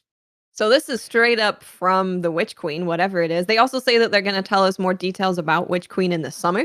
So that's when we're going to be learning more, which is exciting. But seeing That's gonna where be a this long hunter wait. is, it is, yeah. Well, time it doesn't exist, so maybe it's tomorrow. Who knows? Yeah, it takes forever. But so I think a couple people saw this and were like, "This looks like old Chicago." 'Cause It anytime you super see looks like stuff- old Chicago. It does, yeah. Because Yeah. old Chicago was very like that looks just like it. I've been there. Old Chicago in any concept art was like very jungly kind of looking, and this looks like Swampy overgrown. Yeah, Yeah. swamps, right? It Yeah, totally looks like swampy. that. I mean, it's all That's what it bokeh'd out, was. so you The can't see any armor. detailed. The armor for the hunter had swamp boots Swamp when we saw boots. like some concept art. So when we're seeing this, it's like, ooh, swampy. Yeah, it Yeah. was very like a toxic environment almost, wasn't it? Like they looked like they were in hazmat suits sort of deal. Yeah. And like, if you remember that book that came out, like the Art of Destiny, that came out with Destiny 1, that had like concept art from Europa in Old Chicago. We finally got Europa, so maybe Old Chicago is next, right? Could be. Hey, maybe. Or maybe Whatever it this is, it looks swampy and jungle-like, and I dig that. yeah. I wonder what this picture is actually from. Like, is this just like concept art or? It looks like Like- in-game cutscene. Yeah, It looks does like, look like a but it cutscene, looks yeah. really good though. It does. Like, It Like, looks it's like just- 60 frames a second, vault No, of no, glass it- cutscene. it almost looks like it's pre-rendered, just with how good that armor looks It and like does the way look it's great. shaded. It just looks like maybe it might be pre-rendered, but I don't know. yeah. I mean, Destiny looks good now. You know what? So you know what? One of the first things I thought about when I saw that image was, man, photo mode would be really cool in this game. Yeah. I hope that one day we get a photo mode because, gosh, I'd Oh. love to show off the cool parts of the game. It's a beautiful game. I would love photo Mhm. mode so much. It is, and it's in motion so much that you don't really get a chance to see the detail so much, right? Yeah. But if you Yeah, I want to jump in the air and do like a cool attack and then, hop into photo mode and really I look want at like it. a And full-on Ghost of Tsushima photo mode with like Oh, different yeah. effects and Yes. filters and stuff. I want to Instagram the shit out of this thing. Want to Instagram the shit out of this thing. Yeah, you know what I'm saying. I do. I very much do. I don't think I've heard the term Instagram as like a verb, but Do these, with the symbols on the armor, Myelin, do you have any info with them besides No. it's like some circles and some triangles? Yeah, and, I like, picked up the same vibe as you. Like it feels like the 9 sort of symbology, but I don't think it is. I haven't really looked into it any more than that. there's like a moon or a sun that is going progressively more sun-like / moon-like. And then it's triangles. Some I mean, people if were you wanna like, be, if you It wanna be looks like a golf hyperspin ball foil on a hat, T in the middle there. like a lot of that stuff and a lot of things are showing off, and like with it being like potentially like an irradiated swamp zone, like it could just be like call outs to other like radiation type things. Could there's be. there's a disaster called the Demon Core, where basically it was a depleted uranium. I forget the atomic weight that it had, but it was a uranium piece inside of basically like a giant casing, and it was a big ball called the Demon Core. They were doing tests on it, and there's could be that stuff like that. It could be Could be. calls to a lot of things. I don't know. I want to know more. I want to know if it's just like flavor text or is it supposed to mean something? Like, is it, you know? is it supposed to, am I supposed to be magnifying the image, Bungie? Just let me know that. Let me know that. I know some people were like, oh, it's got triangles and it's got a circular thing on it. So they were like, oh, it's the light and the dark on I'm gonna this try to armor find the piece. actual picture of the armor. Computer, I'm pretty sure enhance. enhance. I'm pretty sure the Drifter talks. I think the Drifter talks about dying from radiation and being resurrected by his ghost multiple times, and then Yeah, dying it's to gotta radiation. So suck. you could definitely get like a radiated zone as a theme. That feels so awful.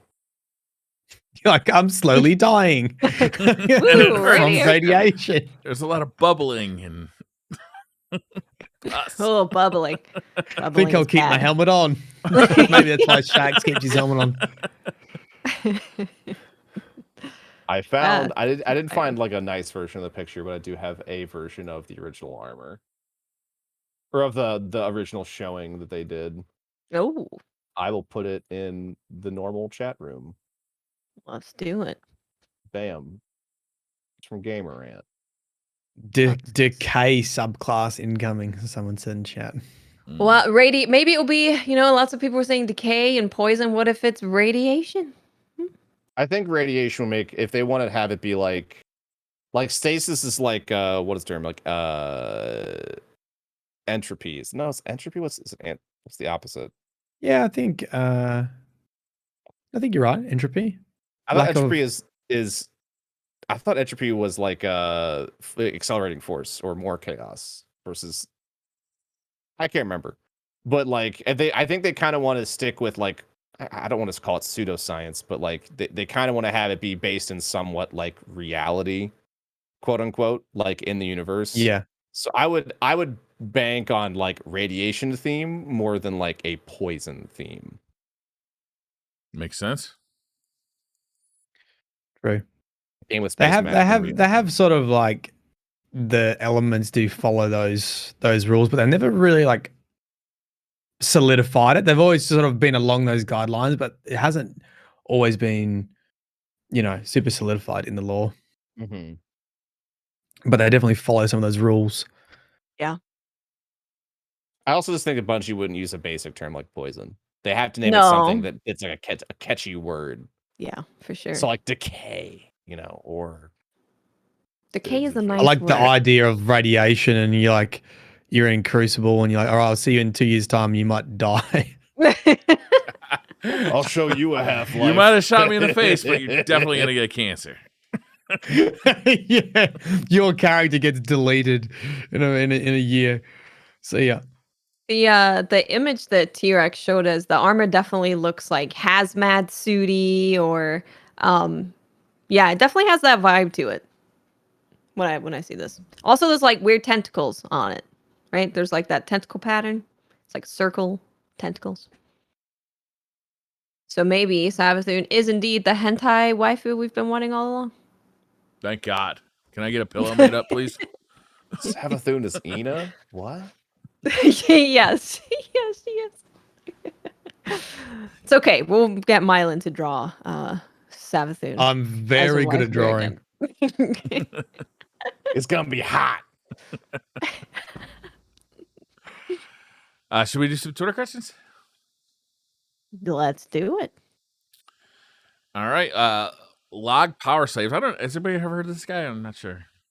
No, doesn't sound familiar. Nothing good. I'll answer the question anyway.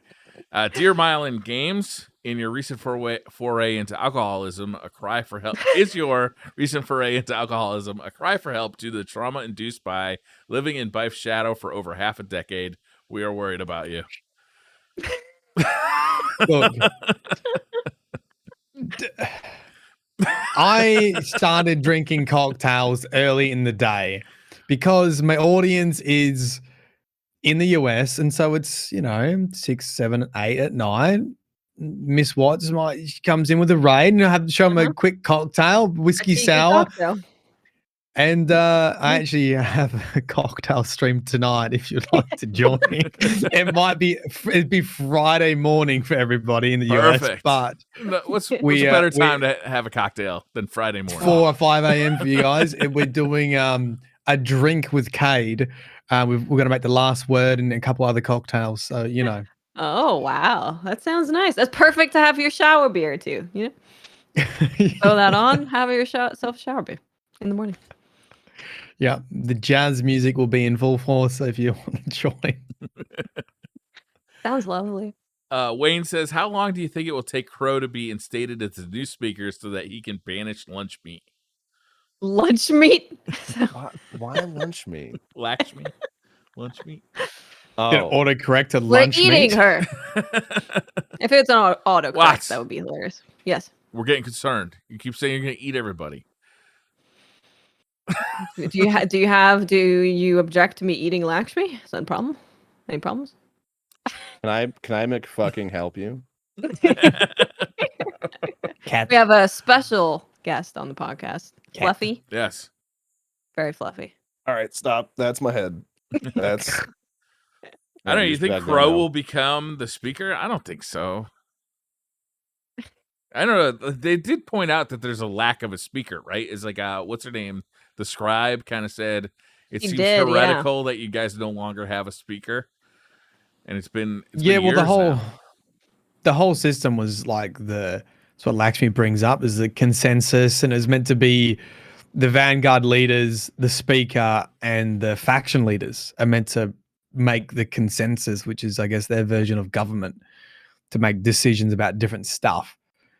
Speaker's not here, K's not here, and we haven't heard much from the faction leaders in a long time. So Mm. I think it'd be cool if they bring a resolution to the Vanguard and the faction leaders in this season. They've already got a lot going on, but that would be interesting to see. I wouldn't be Sure. surprised if it's like the end of the faction leaders, just because like for a couple standpoints of one, it seems like they could be setting it up pretty well, like to have a clean exit and a clean break. Yeah. And the nice thing about that is like, I don't want to call it a gameplay loose end, but if you evict or like finish off the factions in some one way, shape, or another, hey, the faction rally can't come back because there's no more factions. So Yeah, like, true. there's stuff like that that makes me think it's a little more believable too. So we'll see. I mean, I think that's going to be the thing with this season. Like, Bungie's, I don't think they have a great track record with tying stuff off, story wise. I would No. agree, but I think that they've been doing a better job the past few seasons. Like, Yeah. I think that Beyond Light gave us some payoff. Not like the most, but like we finally got to the Stranger. Finally. It's years later. Yeah. Finally. with Elsie. Like, that's Yeah. great. So hopefully that's like the start of them being like, cool, we're not gonna like have as many diverging paths. We're gonna start chopping them off one by one. That way, Yeah. like, you know, you have a decent amount of stories to keep track of, but not like a seemingly infinite, always growing amount to keep track of. Yeah, I do think they seem like everything is going towards Witch Queen as the overall arc, right? You know, with Beyond Light, Yeah. Embracing Darkness, Kaido, this season with Lakshmi and potentially Korea and Savathun's influence and Endless Night. You've got these sort of side stories. I think that'd be great to wrap up each season and then every season sort of contributing to this build up for Witch Queen, and the smallest stories are sort of wrapped up in a season as everything sort of contributes up. You know, it's kind of interesting because I know earlier we talked about like the overarching story of like light versus darkness, but for quite some time now, there's been this lead up to Savathun, you know, as being like this next big bad, right? This next monster to slay, so to speak. It almost makes you wonder how they're going to top that in the amount of time they have between seemingly Witch Queen and Lightfall, which will probably be, I mean, unless they take like a year and a half, 2 years, like they're going to have pretty dang good lead ups. But then again, if the final big bad of Destiny's current story is like the darkness incarnate or whatever, then, you know, that'll make sense. But Savathun has had many years now of being like on like the cusp and the whispers. Like basically since Forsaken, she's been a primary player. Yeah, So we've heard her name since Destiny 1 year 1. Yep.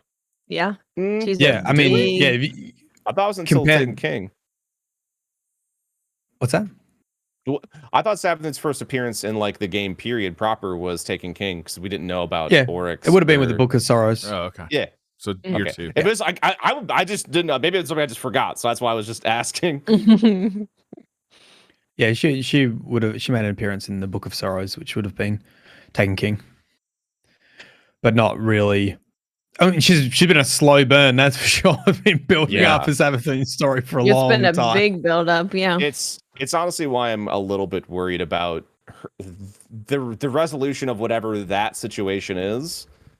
I think it's going to be a tough sell because I think that the big issue narratively with creating a character like Savathun is her whole shtick is unreliable narrators galore. You know, you don't Yeah. know what to believe, you don't know what to trust. So it's going to be a hard sell. One, us beating that believably in a satisfying way. And then two, knowing that it's resolved and not just another like pocket sand and then just disappears, you Right. know? So what you're saying is when we fight Savathun, it's not going to be with weapons. It's going to be like a lore quiz or something, like a multi-choice test Your time. that you do It is your in-game. time, my friend. It'll be a strike. World's first. Strike. It will be the shortest strike. It's just a boss room. And you just have to like pick the right book off of the library shelf. And then you win. But if you compare Uh, like what you were saying, like compare Savathun to the pyramid ships, like Like they've arrived in our system. Planets have literally disappeared, and we don't even have like a face to put. It's just veiled figures at the moment. So it'd be interesting when they're going to start ramping that up. I guess. Yeah.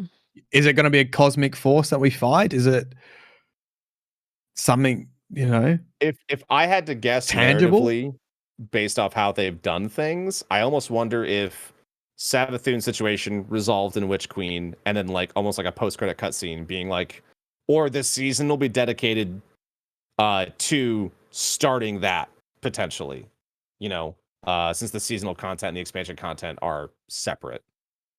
And it will be leading up to Lightfall, right? So we're gonna have like the whole year, the whole Witch Queen year is kind of gonna be sprinkling the Lightfall build up in there. Is it accurate that Savathun doesn't want us to talk to the triangle ships? Like she wants us to be away from them? In Arrivals, that's what she was trying to do. She was interfering with our communication with the pyramid ships. Yeah, They're our salvation, right? So what's up with that? What does it mean? They're here to save us. What does it mean? I don't know. Trickery, cunning, darkness, triangles, and spheres. It's a simulation. I don't know. VHRP says, "What makes a true lore master? How does one become one?" Watts, I think you're best qualified to take this one. Yeah, only me. You look into a couple things and you kind of fill in the rest with common sense and space magic, and then you get watch Myelin super accurate stream. lore. And you'll be all set. Yeah. I watched Myelin stream and I learned that Ado Cal rides on a wrecking ball very seductively, which was interesting. And I learned about every time you do a raid, you have cheeky cocktails. So when I go and do raids with people, I need to be drinking. I thought you already were. Previously. Joke's on me, I guess. I think the hard thing with, I guess, if the question is about how do you get into the lore, it's a super hard question because I don't think there's actually a really good answer for that. Because people come to the franchise like, where do I start? And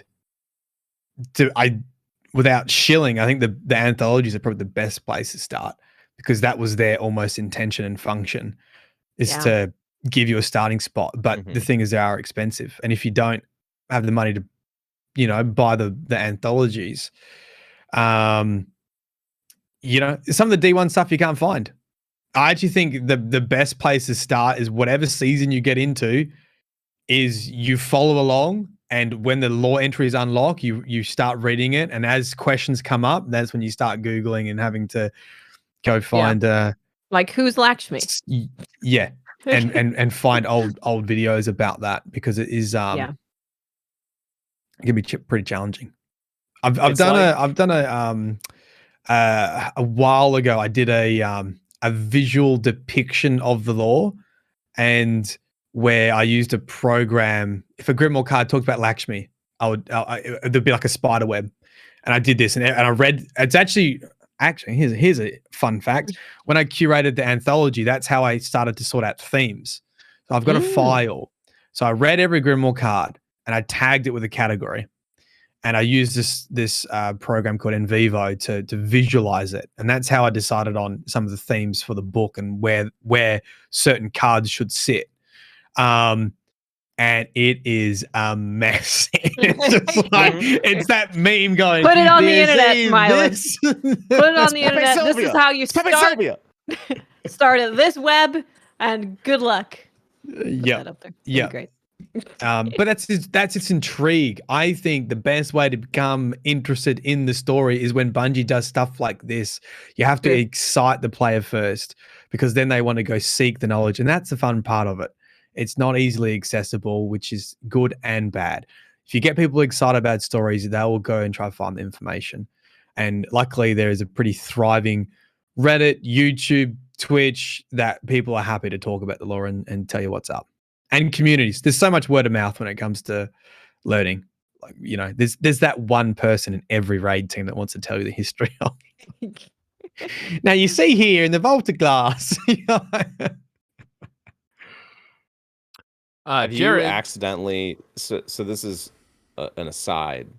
have all of you gotten into the secret Gorgon room in Vault of Glass? No. Yes. Secret Gorgon room? Do you mean the one with Praetus bones or somewhere else? Yeah. So yeah, exactly. So Right. did you know there is there? I don't think they meant to do it on purpose, but you can definitely just like plant the flag right through his bones, which feels a little disrespectful.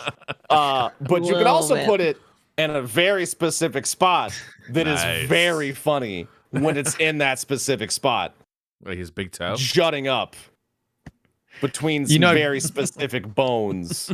You know, Praetus is looking through these timelines and going, just shaking his head, going, "There's no hope for us." Carter's going, "La la la." Look where I put the flag. Jared says this is for Teawrex. With Bungie bringing back old raids and you being the first team to beat Kingsfall, would you be okay with another raid team getting a belt for beating Kingsfall in Destiny 2? I know a lot of people have mixed feelings about this. Like, I mean, it's not my game. Is the simple answer there. Bungie can do whatever the fuck they want because it's their IP. My preference is that I don't think there should be second races, personally. I'm happy with what they did with Vogue, but at the end of the day, it's still the same raid. It has very minor changes, which the biggest ones basically are the Oracle changes. Everything else is like the exact same. Technically, the Gatekeeper encounter is a little different, but like it's still juggle a relic around. So that's how I feel. Is that I don't personally see as much excitement and value for me as a gamer doing a world's first for something I've already cleared before.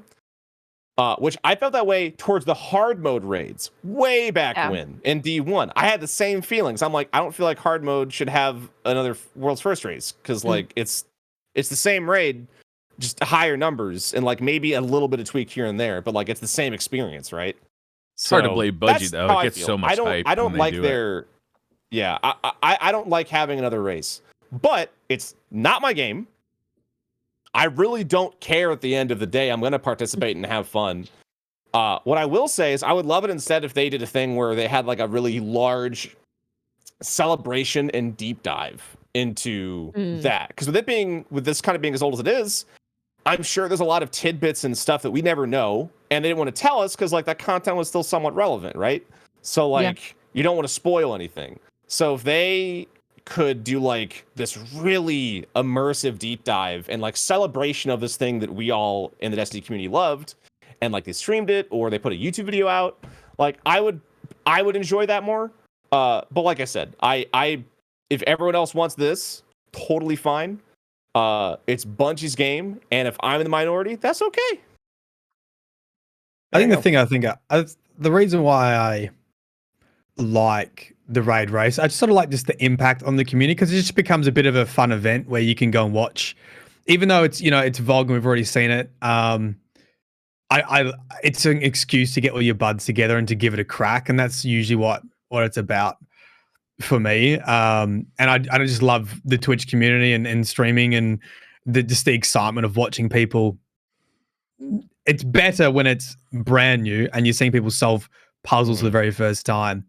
But it's like a bit more of a mini event, I guess, with something that comes back again. I think the biggest disappointing part of the world's first race happening a second time is, what I didn't get to do that would have been so cool? I would have loved not to have streamed day one and seen everyone who had never touched that raid going for the first time. Yeah. I would have loved to have done that, but I can't because I got to compete. So like that's the other part about the world's first race makes me a little bit sad. But that's also like all these quote unquote opinions and problems are strictly my own. They're definitely not like a wide sweeping condemnation or like anything like that about the race. Just how I feel about it.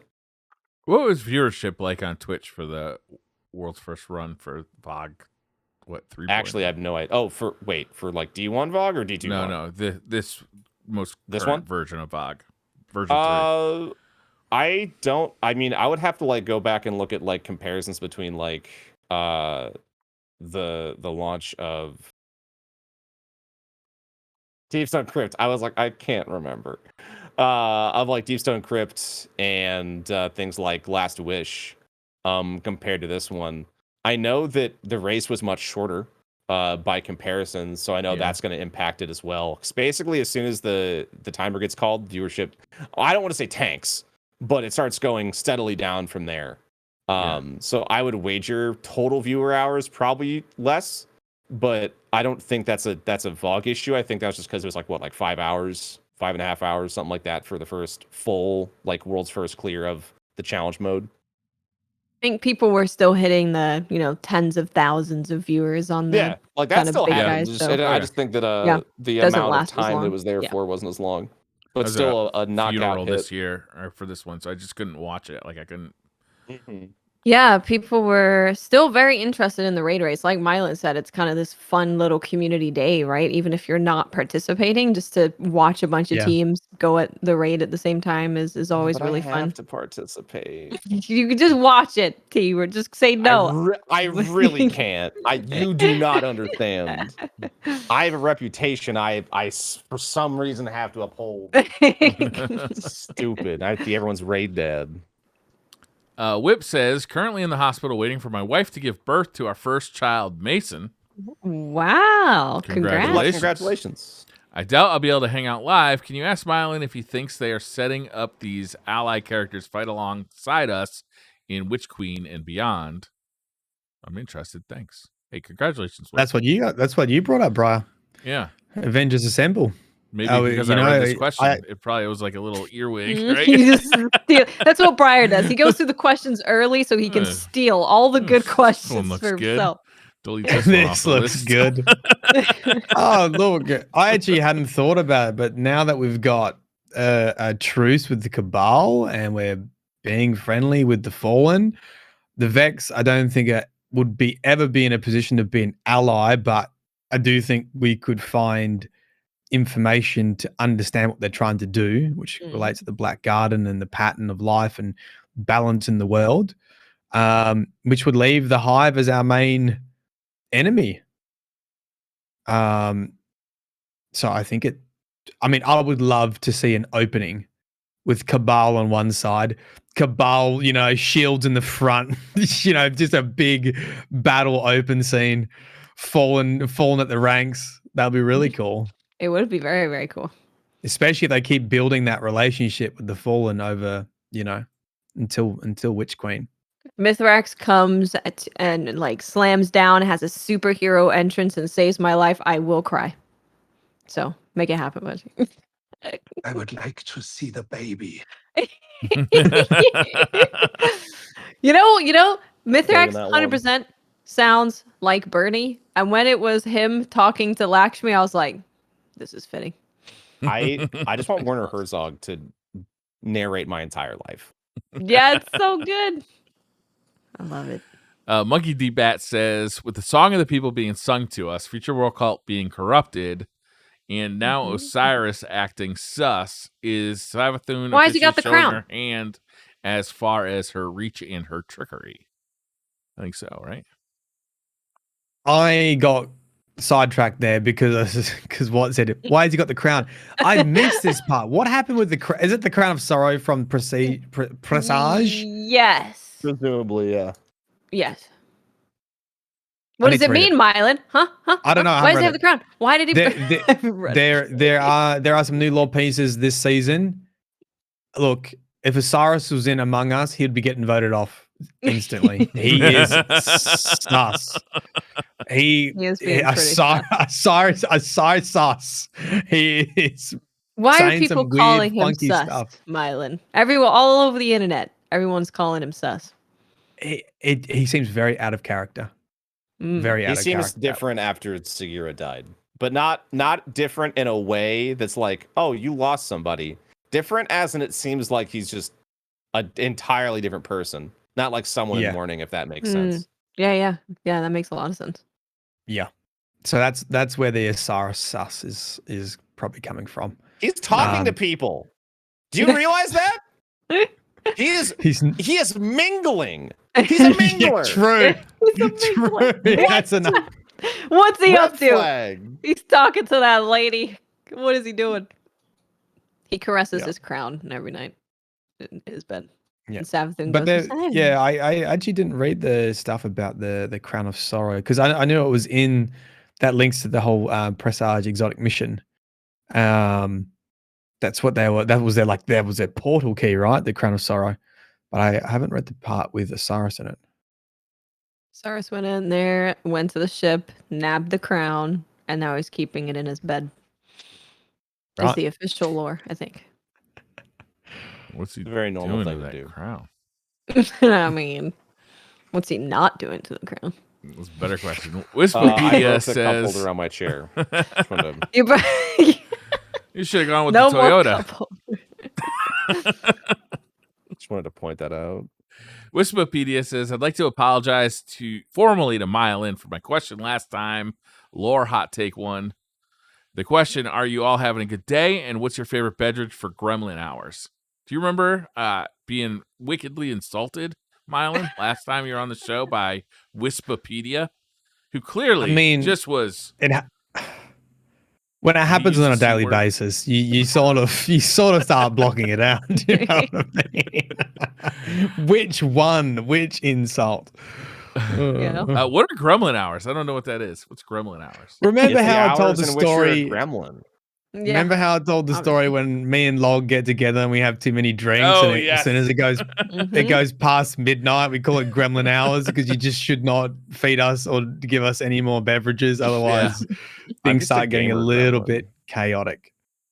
So, beverages, the Gremlin hour is what do you like to drink what's after the midnight? best- yeah, The what's Foster's the best probably, beverage? right? You hurt me soul when you say things like that. I can't believe you drank a Foster's for the meme of it That's the with only a reason I did deep that is so I fried could. It's the prawn. only some drink point- Australians drink. We know this. At some It's point, in I all knew the that I would commercials. need to tweet you and Log, and I just wanted to have that one on my phone just for Feel such like- an occasion. I feel like Briar's favorite beer is Steel Reserve, I don't know what that which is. I believe it's a beer that, at least from many years ago, whenever seeing at a gas station, cheaper than water. So Oh. Really? Yeah, Cheaper sounds than right. water? assume it's just piss. Like that's what I assume it is. It's just 100% piss. That piques Briar's interest when you say anything to do with peeing on things. So What the fuck? Where'd that come from? I don't drink, so I don't have input in this one. Sam says, what is your favorite story moment in the Destiny franchise and why? I think we might be in it. might be in it for me too. Like that saint cutscene thing was just amazing. Don't you remember when we Loved it. went to the forest and killed the Black Heart Darkness thing? That was so epic. I The do blob. remember. I do remember the blob and its murder. Yeah, remember. And that's a wrap. You've killed the Black Heart.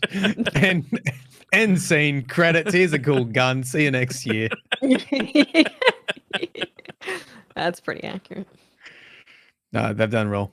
This season has been great. Q says, It's what's hard, your 'cause all... Go ahead. No, I was just gonna say it's hard because it's always what's most recent in memory, and Mhm. right now everyone's enjoying the Yeah. story, so it's quite biased. It's You know, pretty I great. think if you really wanted to reflect, Taken King had some pretty big moments with True. storytelling. There were that's sisters probably- and stuff. I That feel was like cool. Yeah. the Taken King, though, like the best stuff was in the Grimoire. And right now, I feel like we're getting Right. good stuff in the game. Yes. Yes. Dreaming City. Well, Forsaken also. I mean, Forsaken had a huge amount of cutscenes, right? Yeah. Yes. Storytelling. Lots Yeah, that of was cutscenes. good cutscenes. stuff, too. That's true. It was good. I feel more But I think emotionally this- invested with this I think- season. Yeah, I feel like this season. I mean, this is a season. Like, this is not a big release, right? Yeah. No. So I think that needs to be taken into consideration. And they're using, well, I think it's probably pretty effective tools, like with ink blot cutscenes. Like, I can't imagine that's huge compared to making an actual cutscene. Like, that's a very effective way for them to tell a story very quickly in a season. And I love cannot that. believe that Saint got told all that and then had nothing to say. That's true. I was the only waiting. part that I was like, I was You waiting. just I was gonna like, stand there and stare, my dude. That's just What do like you your say? opinion, Sorry? man. What do you bad. say? Sorry? My bad. Listen, I know I committed a little bit of an apartheid, but it was I had a bad day. Sorry for choking out. If he just said sorry, that would be pretty funny. If he's just like, sorry, and then My bad. disappears. My bad. Might be. Q says, how would you prepare the Smolin or the gooey part of the Vex? Personally, I think I'd try and make it fondue. We're not talking about killing babies, all right? I don't know. The Vex we can eat. That's fine. If you roasted the Smolin and then drank the gooey part of the Vex, that's milk, right? Vex milk. So you wash it down. It's a little electric, but yeah, it's You milk. wash the Smolin down with the Vex milk. Do you know there's a cocktail to bring it back to alcohol? There's a Vex milk cocktail. Probably don't recommend. I don't know if you ever had a lot of milk on a heavy drinking session. It's not the best. You ever just pound back to back to back to back White Russians? Is that what those are called? It's like milk and vodka.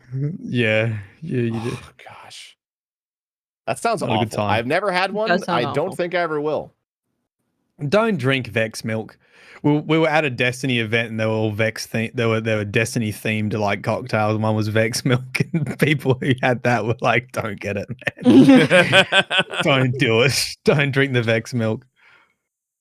Clancy 5000 says, do you think Cade 7 is a possibility? In his journal, he is offering possible advice to the me after me. I don't think they'll do it just from a. It removes the effectiveness of killing off a character if you bring it back. It does, yeah. Because then it always brings in the possibility that things, if they do a big, if they kill off another character, everyone's like, oh, that could come back. I think they don't. I don't know. You Imagine lose they all would your want that. trust, right? Like Yeah. nothing. There's no. Nothing means anything anymore. Yeah, there's no stakes. I think they'll keep hinting at it, which they have. Like his memories are here. We could bring him back, but I think it's all a bit of a red herring. Yeah, I would say it's a situation where like, is it possible? Like, I mean, it seems like in this world anything is possible, right? Mhm. But Yeah. I think it's making it believable on top of not discrediting the sacrifice like of the character and like of the loss of the Vanguard and stuff like that. So like I know that everyone is really hell bent on it, but I think if you think about the emotional impact that it's supposed to have, maybe that you don't feel, but like you can recognize like the Vanguard is sad, the city is sad. There's all these holes where he was at that are now just still empty, even now. In just bringing back, it's Cade 7, like I would really hate it. I would really hate it. Yeah, so same. much. Holland Love says, my PS5 is in with Sony. Repairs may take up to 15 business days. If they reach 16 days, which Destiny character should accompany me to the repair center so I can rescue it in a Pisodius crash strike?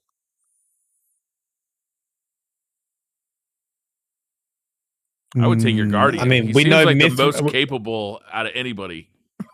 Same 14 is pretty good at killing. Take that monster with him. Take that monster. Good idea. Crow Take seems to be a that pretty good monster. thief. Depends how you want to go about it. Zachary Richard says, hello, everyone. In everyone's opinion, what is the best Star Wars game that you have played? Star Wars? Well, I guess Star Wars game. Fallen Order. Yeah, Fallen Order is pretty great. I don't know if I can top What about that for me. pod racing? There's a lot of really bad ones. Pod racing game was fun. Do you want me to actually. point out all the bad ones? No. Gestures and N64.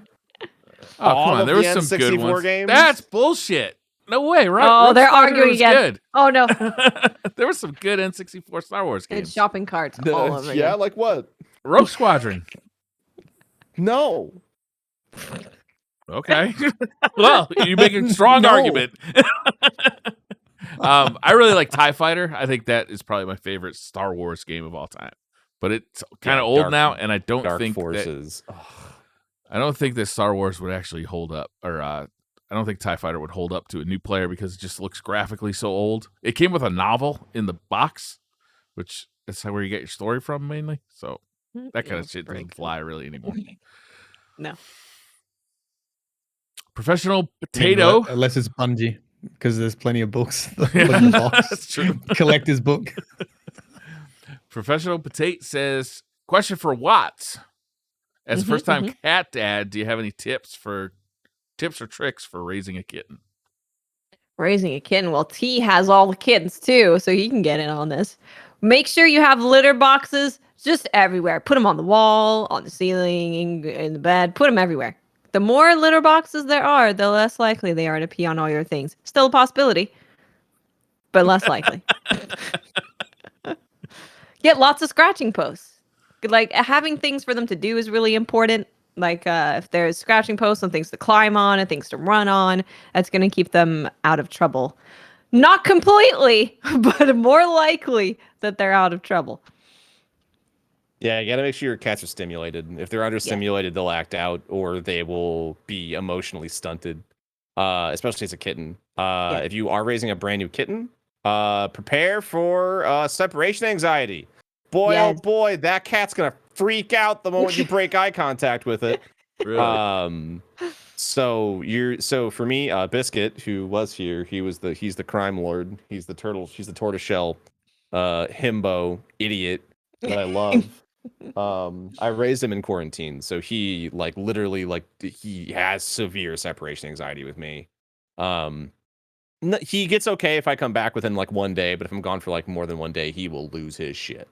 And you got to get used to giving them their own space and allowing them to be independent. So for example, if you are raising a kitten, having its own bedroom space type thing, whether it's a closet, your bathroom, try your best to make sure that's their space. And then I would recommend probably not sleeping with your kittens. If you do get a kitten, let them grow up by sleeping alone, because they need to have that sense of independence, or you're going to have real bad time potentially later on, to where that lack of as much as separation anxiety is a thing with Biscuit, I can only imagine how much worse it would be if he literally never left my side. Yeah, it would be crazy. Yeah, so definitely fill your place with stuff. You might not love having cat stuff absolutely everywhere, but if you have a cat, you kind of need cat stuff everywhere, because they do need that stimulation.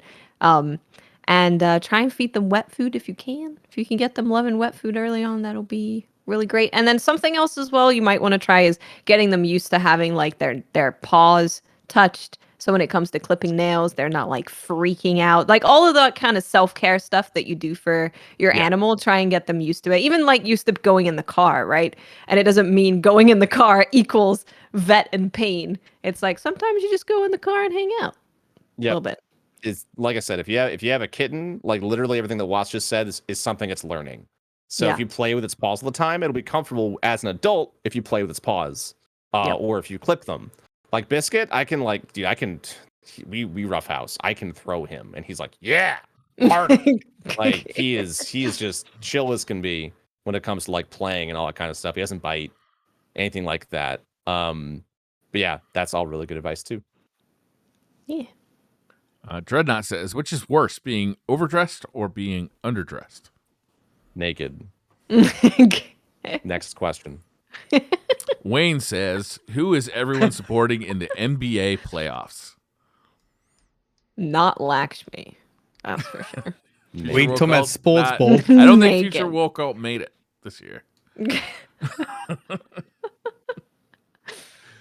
Mohican I don't Knights. watch basketball. No. My last interaction with basketball was playing NBA Jam on the Sega Genesis. It was the height of basketball for me. NBA Jam is phenomenal. Count as playing basketball I think so. game? Yeah. What was Super Nintendo? What was one on Super Nintendo? Also, he's NBA on Jam. fire. Is Yeah, that it was NBA Jam? Yeah. NBA Jam.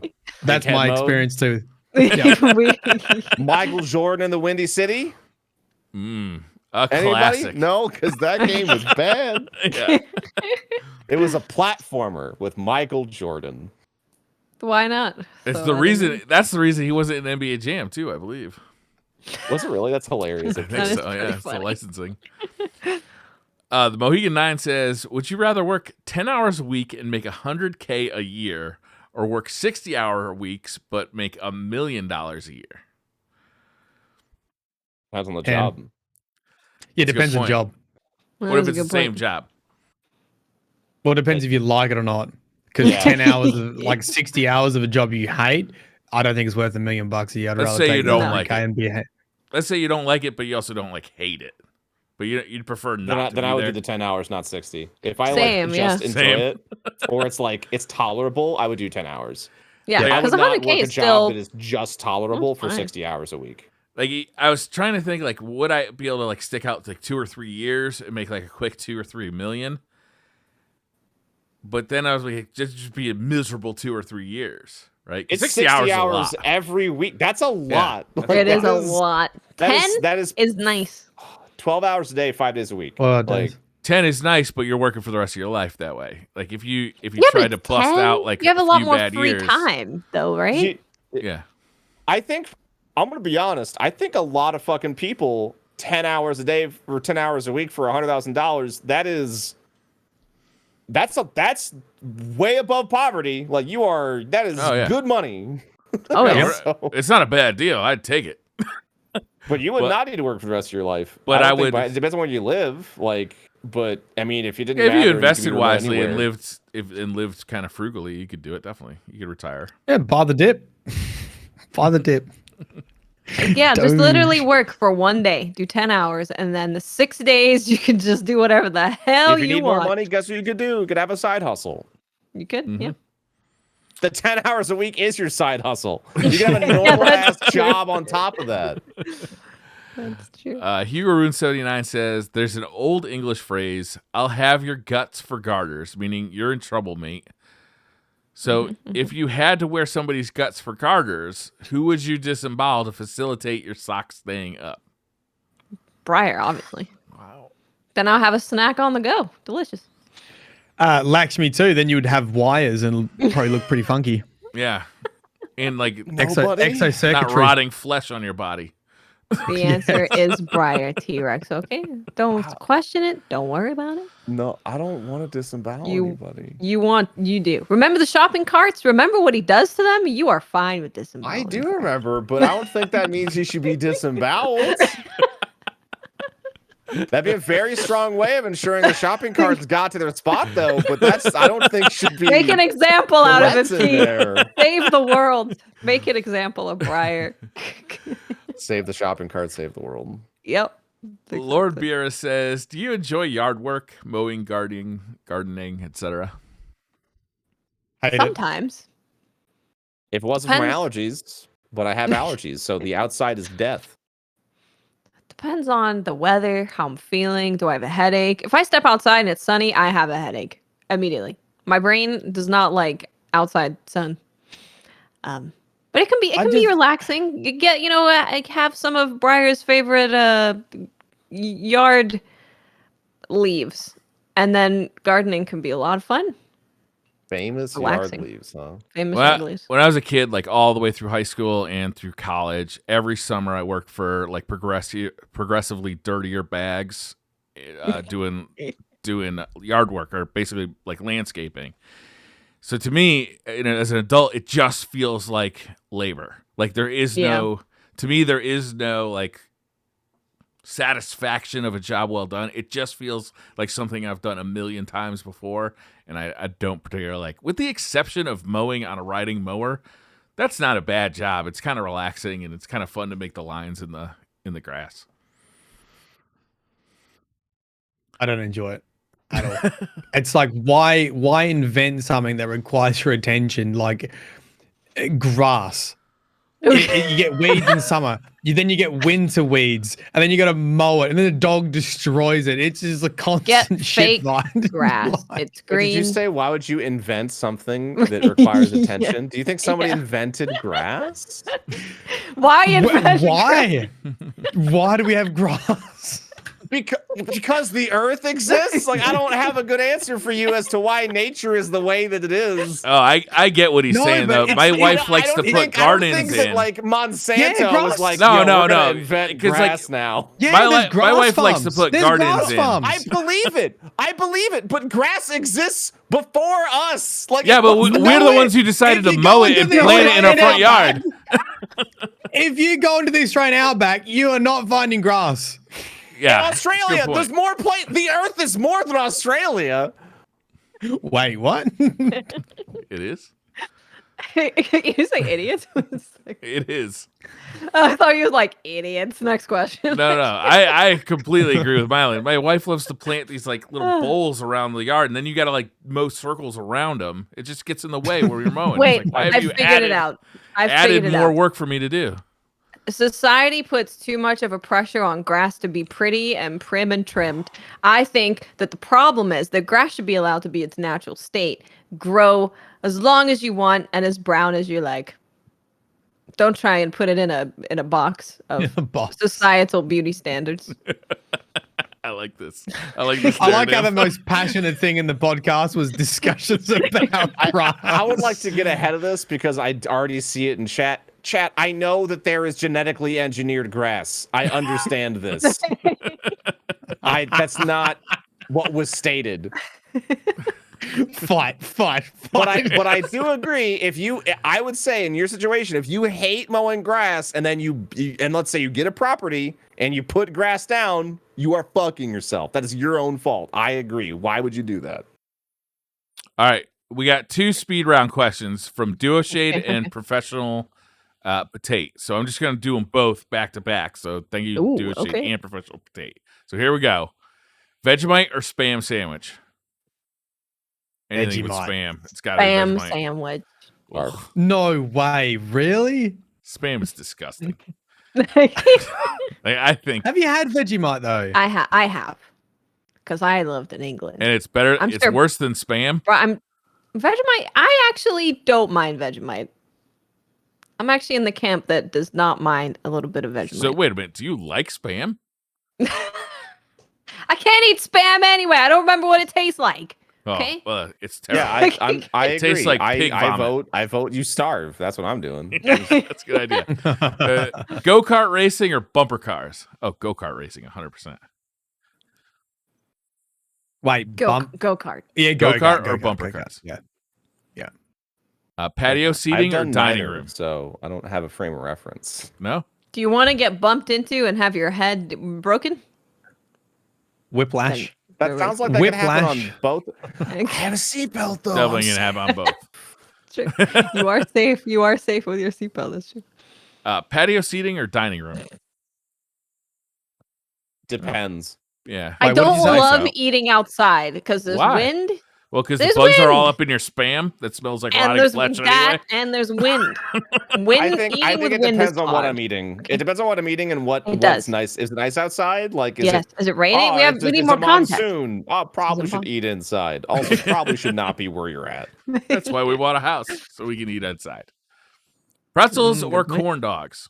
Pretzels, 100%. Pretzels. I've Corn never had a dogs. corn dog. I've never had a corn dog. Good, My- you're my lucky. only- They're terrible. My only But- experience Really? with corn dogs are It's vegan just corn like a dogs. sweeter hot dog because like it's cornbread on the outside versus like a Yeah. normal bun. It's like a hot Is dog cornbread dipped in like sweet, is it? cornbread fry. It's gross. I guess it depends on how you make it. I always associate cornbread with a little bit of sweetness than like normal bread. I saw one of those food channels making corn dogs and it actually looked nice, but I assume that the ones you buy are probably not. Make it I mean, yourself, high and it's quality? probably delicious. If you go to like a fair and you get yourself a corn dog, that thing is gonna come out of like one of the most disgusting things you can imagine, but it's gonna taste amazing. That thing, like, Really? listen, the dirtier the stand is, the better it's gonna taste. It's got all the Guaranteed. previous Promise. tastes in it, like Exactly. cooking in it. Is it so, yeah. is it like a burrito when you've like had a big night out and you're walking home drunk in like the burrito Listen, stand? I just stand by like the feeling of like the more run down like an establishment looks, as well as how old it is how good the food is. This is a If it's still risky in business by policy. looking like garbage, that food's got to be amazing. Or it's a 'Cause front it's for a still there. cocaine dealer. Right. You know, Pearl Jam or Nirvana? What? Pearl Jam or Nirvana? I can't choose. Nirvana, probably. Yeah. Nirvana Nirvana. probably for me. Ankle Sorry, socks Pearl or Jam. crew cut? I don't know. What's crew cut? Ankle socks just go. Is that up like to a your ankles. normal What's sock? crew I think cut they're go? like no shows or like crew cut maybe. Oh, Wait, I like what- the I don't no know. shows. Chat, what's a crew cut sock? I'm like, one's a hairstyle and one's a sock. I like the I'm ones that confused. go up to my Also knees that- and have yes, the stripes also going around. that. Ankle sock. Ankle socks. So like normal socks? Wait, crew cut are Isn't a crew cut? are they the same Wouldn't thing? that just be a normal sock sock? Above the ankle. Isn't that to your calf? That's different. Oh, Crew I cut like- goes that's what I like. halfway up your Like calf. big old Oh, tube sock. Oh no, I don't Okay. want crew cut. I like ankle sock. mid calf apparently is a crew Mid cut calf. sock. Who even makes sock like that? I like athletic socks because they wick away moisture. So that way your foot can be like Mm, really good. I even when like it's hot lower outside. cut socks. Yeah. Heck same. yeah. I mean, we all sit at computers most of the day. I'm the wearing no socks. Yeah, I how about love Crocs? Crocs. Where's Crocs on this list? Professional Potate says we've had a lot of quick questions by Professional Potate. Rapid. Oh wait, okay. This is the next set. Sorry. Coffee with or without cream? I'd say coffee black. I don't know if my version of I don't know if you guys use different cream. Like, don't you have creamer or something? Or is that Are different you from adding a milk product? That's cream. What if Yeah, what about I skim put milk? actual cream. I Yeah, put a it's still dash milk of cream. product. It's literally dash the of milk cream. I would without the say cream, with. though. That's what it is. What? Huh? Skim milk. It's the milk without the cream. Just the milk. Just the milk. What about an ice cube? Milk. I love making iced coffees. Mm. Put a shot I over do some have ice, a lot of iced coffees. maple syrup, top it I up with some water generally and some prefer hot milk. coffee. Cake or pie? Pie. Cake. What's your version of pie again? Pie's like It's It's a meat pie. not. it's not a meat pie. They don't It's know not what a it meat is. pie. It's definitely it's a dessert. No, it's a like dessert a- meat pie. It's candy Like bacon a in pumpkin there. pie, like apple pie. Like apple Yeah. pie, right? Yeah, like an apple Yeah. pie. Yeah, White. Cake for sure. cake. Yeah. Beer or wine? Beer. I don't drink. I'd go wine, down. but I don't like either. It's a shepherd's pie. If I Oh, want yeah. I want the Hello Kitty cocktail. That's what I want. That thing is delicious. What's in that? Coconut, I think. Ooh. I had it I at like coconut. karaoke. It's called the Hello Kitty. Uh, Ordering it is very fun. I'd like tacos to take or a Hello burritos? Kitty, please. Cockroaches or burritos? Yes. What was Wait, the what? actual question? Cockroaches or burritos? No, what's the actual question? Burritos? I'm gonna go burrito on this one. Yeah. Okay, cockroach takers. I mean, are we eating them? Assumably so. I don't know, I feel burritos like don't make very Briar's good leaving pets. something out, but I don't know. I'm going to find this question and find what it actually is. Can't you can buy insect snacks, can't you? Ooh. Like Yeah, did you crickets see and the stuff. most recent Like thing snacks where for was your crickets? was it cicadas? Like little Yes, tiny bones? I know what you're going to say. It's hilarious. Recently, they said that if you have like a seafood shellfish kind of allergy, you shouldn't eat cicadas.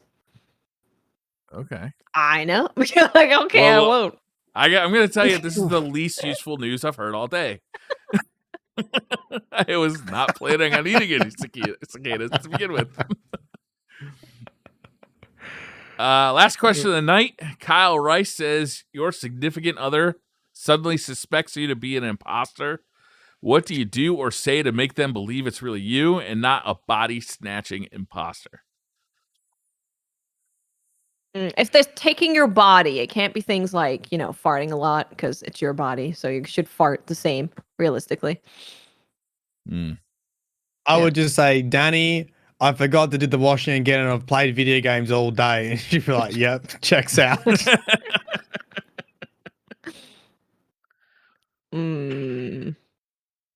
Probably talking to myself constantly. Because the imposter could do that, but Most likely not. I talk to myself all day about everything. I talk to cats all day in a very cutesy voice, of course. Otherwise, they don't understand what you're saying. Just, Yeah, that might be My wife is way smarter and more deadly than I am. If she thinks I'm an imposter, I'm already dead. it. There's no hope. I'm single as fuck, but thanks. Thanks for bringing it up. Well, what about your cats? How would the cats are convinced you're an imposter? What do you I was do? about to ask you. I'm not going to date my cats, but how do the cats know that I'm not an imposter? I'd probably need to be rough with Biscuit because if he's being treated too gently, he's gonna be like, "The fuck's wrong with you? Throw me! I need you to throw me as hard as you can, Father." That is a kinky cat. He likes a roughhouse. I gotta be careful on stream. People thinking I'm like hurting him. It's just like he just likes being thrown around. You'll be on Reddit, mate, with an apology. I did every time I'm like holding him like right here in like the crux of like my elbow. I do like an abandoned ship. I just kind of like put it this way and he just kind of rolls off like 2 feet and he lands on his feet. I'll be honest. I got a little bit nervous when you put him above your chair. I was like, oh no, please don't get him behind you. Dude, no, this man is built different. Okay, so he historically likes to smash his head on things because he's very smart. My favorite thing that we do occasionally, which I don't do it on purpose, he likes playing with like twist ties or like hair bands or string. And so like I'll be sitting in the living room and I'll like toss it, right? And he's like, oh, yeah. I'm gonna go chase it. We have like this like really awful composite wood flooring, so it's like a little bit slick. It's definitely like a paws not claws type flooring. He will be running full sprint with like 2 feet between him and the wall, and he just won't stop. And he will just I don't know what's wrong with him. Hi. I heard you. He's like, what do you say about me? I know what I'm doing. I like the pain. That was the whiny one. That was Chonkosaurus Rex. We figured out all the universe. That's it. We once again have figured out Destiny and all the lore and the PvP stuff. Savathun has tentacles and she's pretty hot. Mm-hmm. Now you know. And she sings. That's why we brought Myelin here to confirm. So. It is now canon. I bless this podcast. Myelin, where can people find you? Myelin Games, Twitter, YouTube, and Twitch. If you rate him, he'll get drunk. So if you rate me, I'll make you a cocktail. There you go. Teawrex? You can find me on Twitter, twitter.com/the on Twitch, twitch.tv/Teawrex, and also I have my own website, teawrex.tv, TEAWREX. You can also find me dead. I feel that. What? You can find me on Twitter, Twitch, and YouTube. Just look for Miss 5000 Watts. Don't forget to check out the Firing Range podcast this week. It was a hell of a show with the Bungie developers. It was. I mean, it was 3 hours of just like fascinating stuff. It was really good. Very, very good. Nice job to Firing Range too, because they really did a hell of a job preparing for that interview and asking really good questions. Yeah, shout out to all the guys on Firing Range. They prepped super hard for it to make sure they had all the questions that the community wanted answers and, clarification on a bunch of very specific numbers. So if you are into any of that or into, the thought process when creating the new subclass and all of that, you will love it. It was great. Thank you for watching episode 241, and we'll see you next week. Bye. Yay. Bye. Thank you. Bye. Bye. Whoa.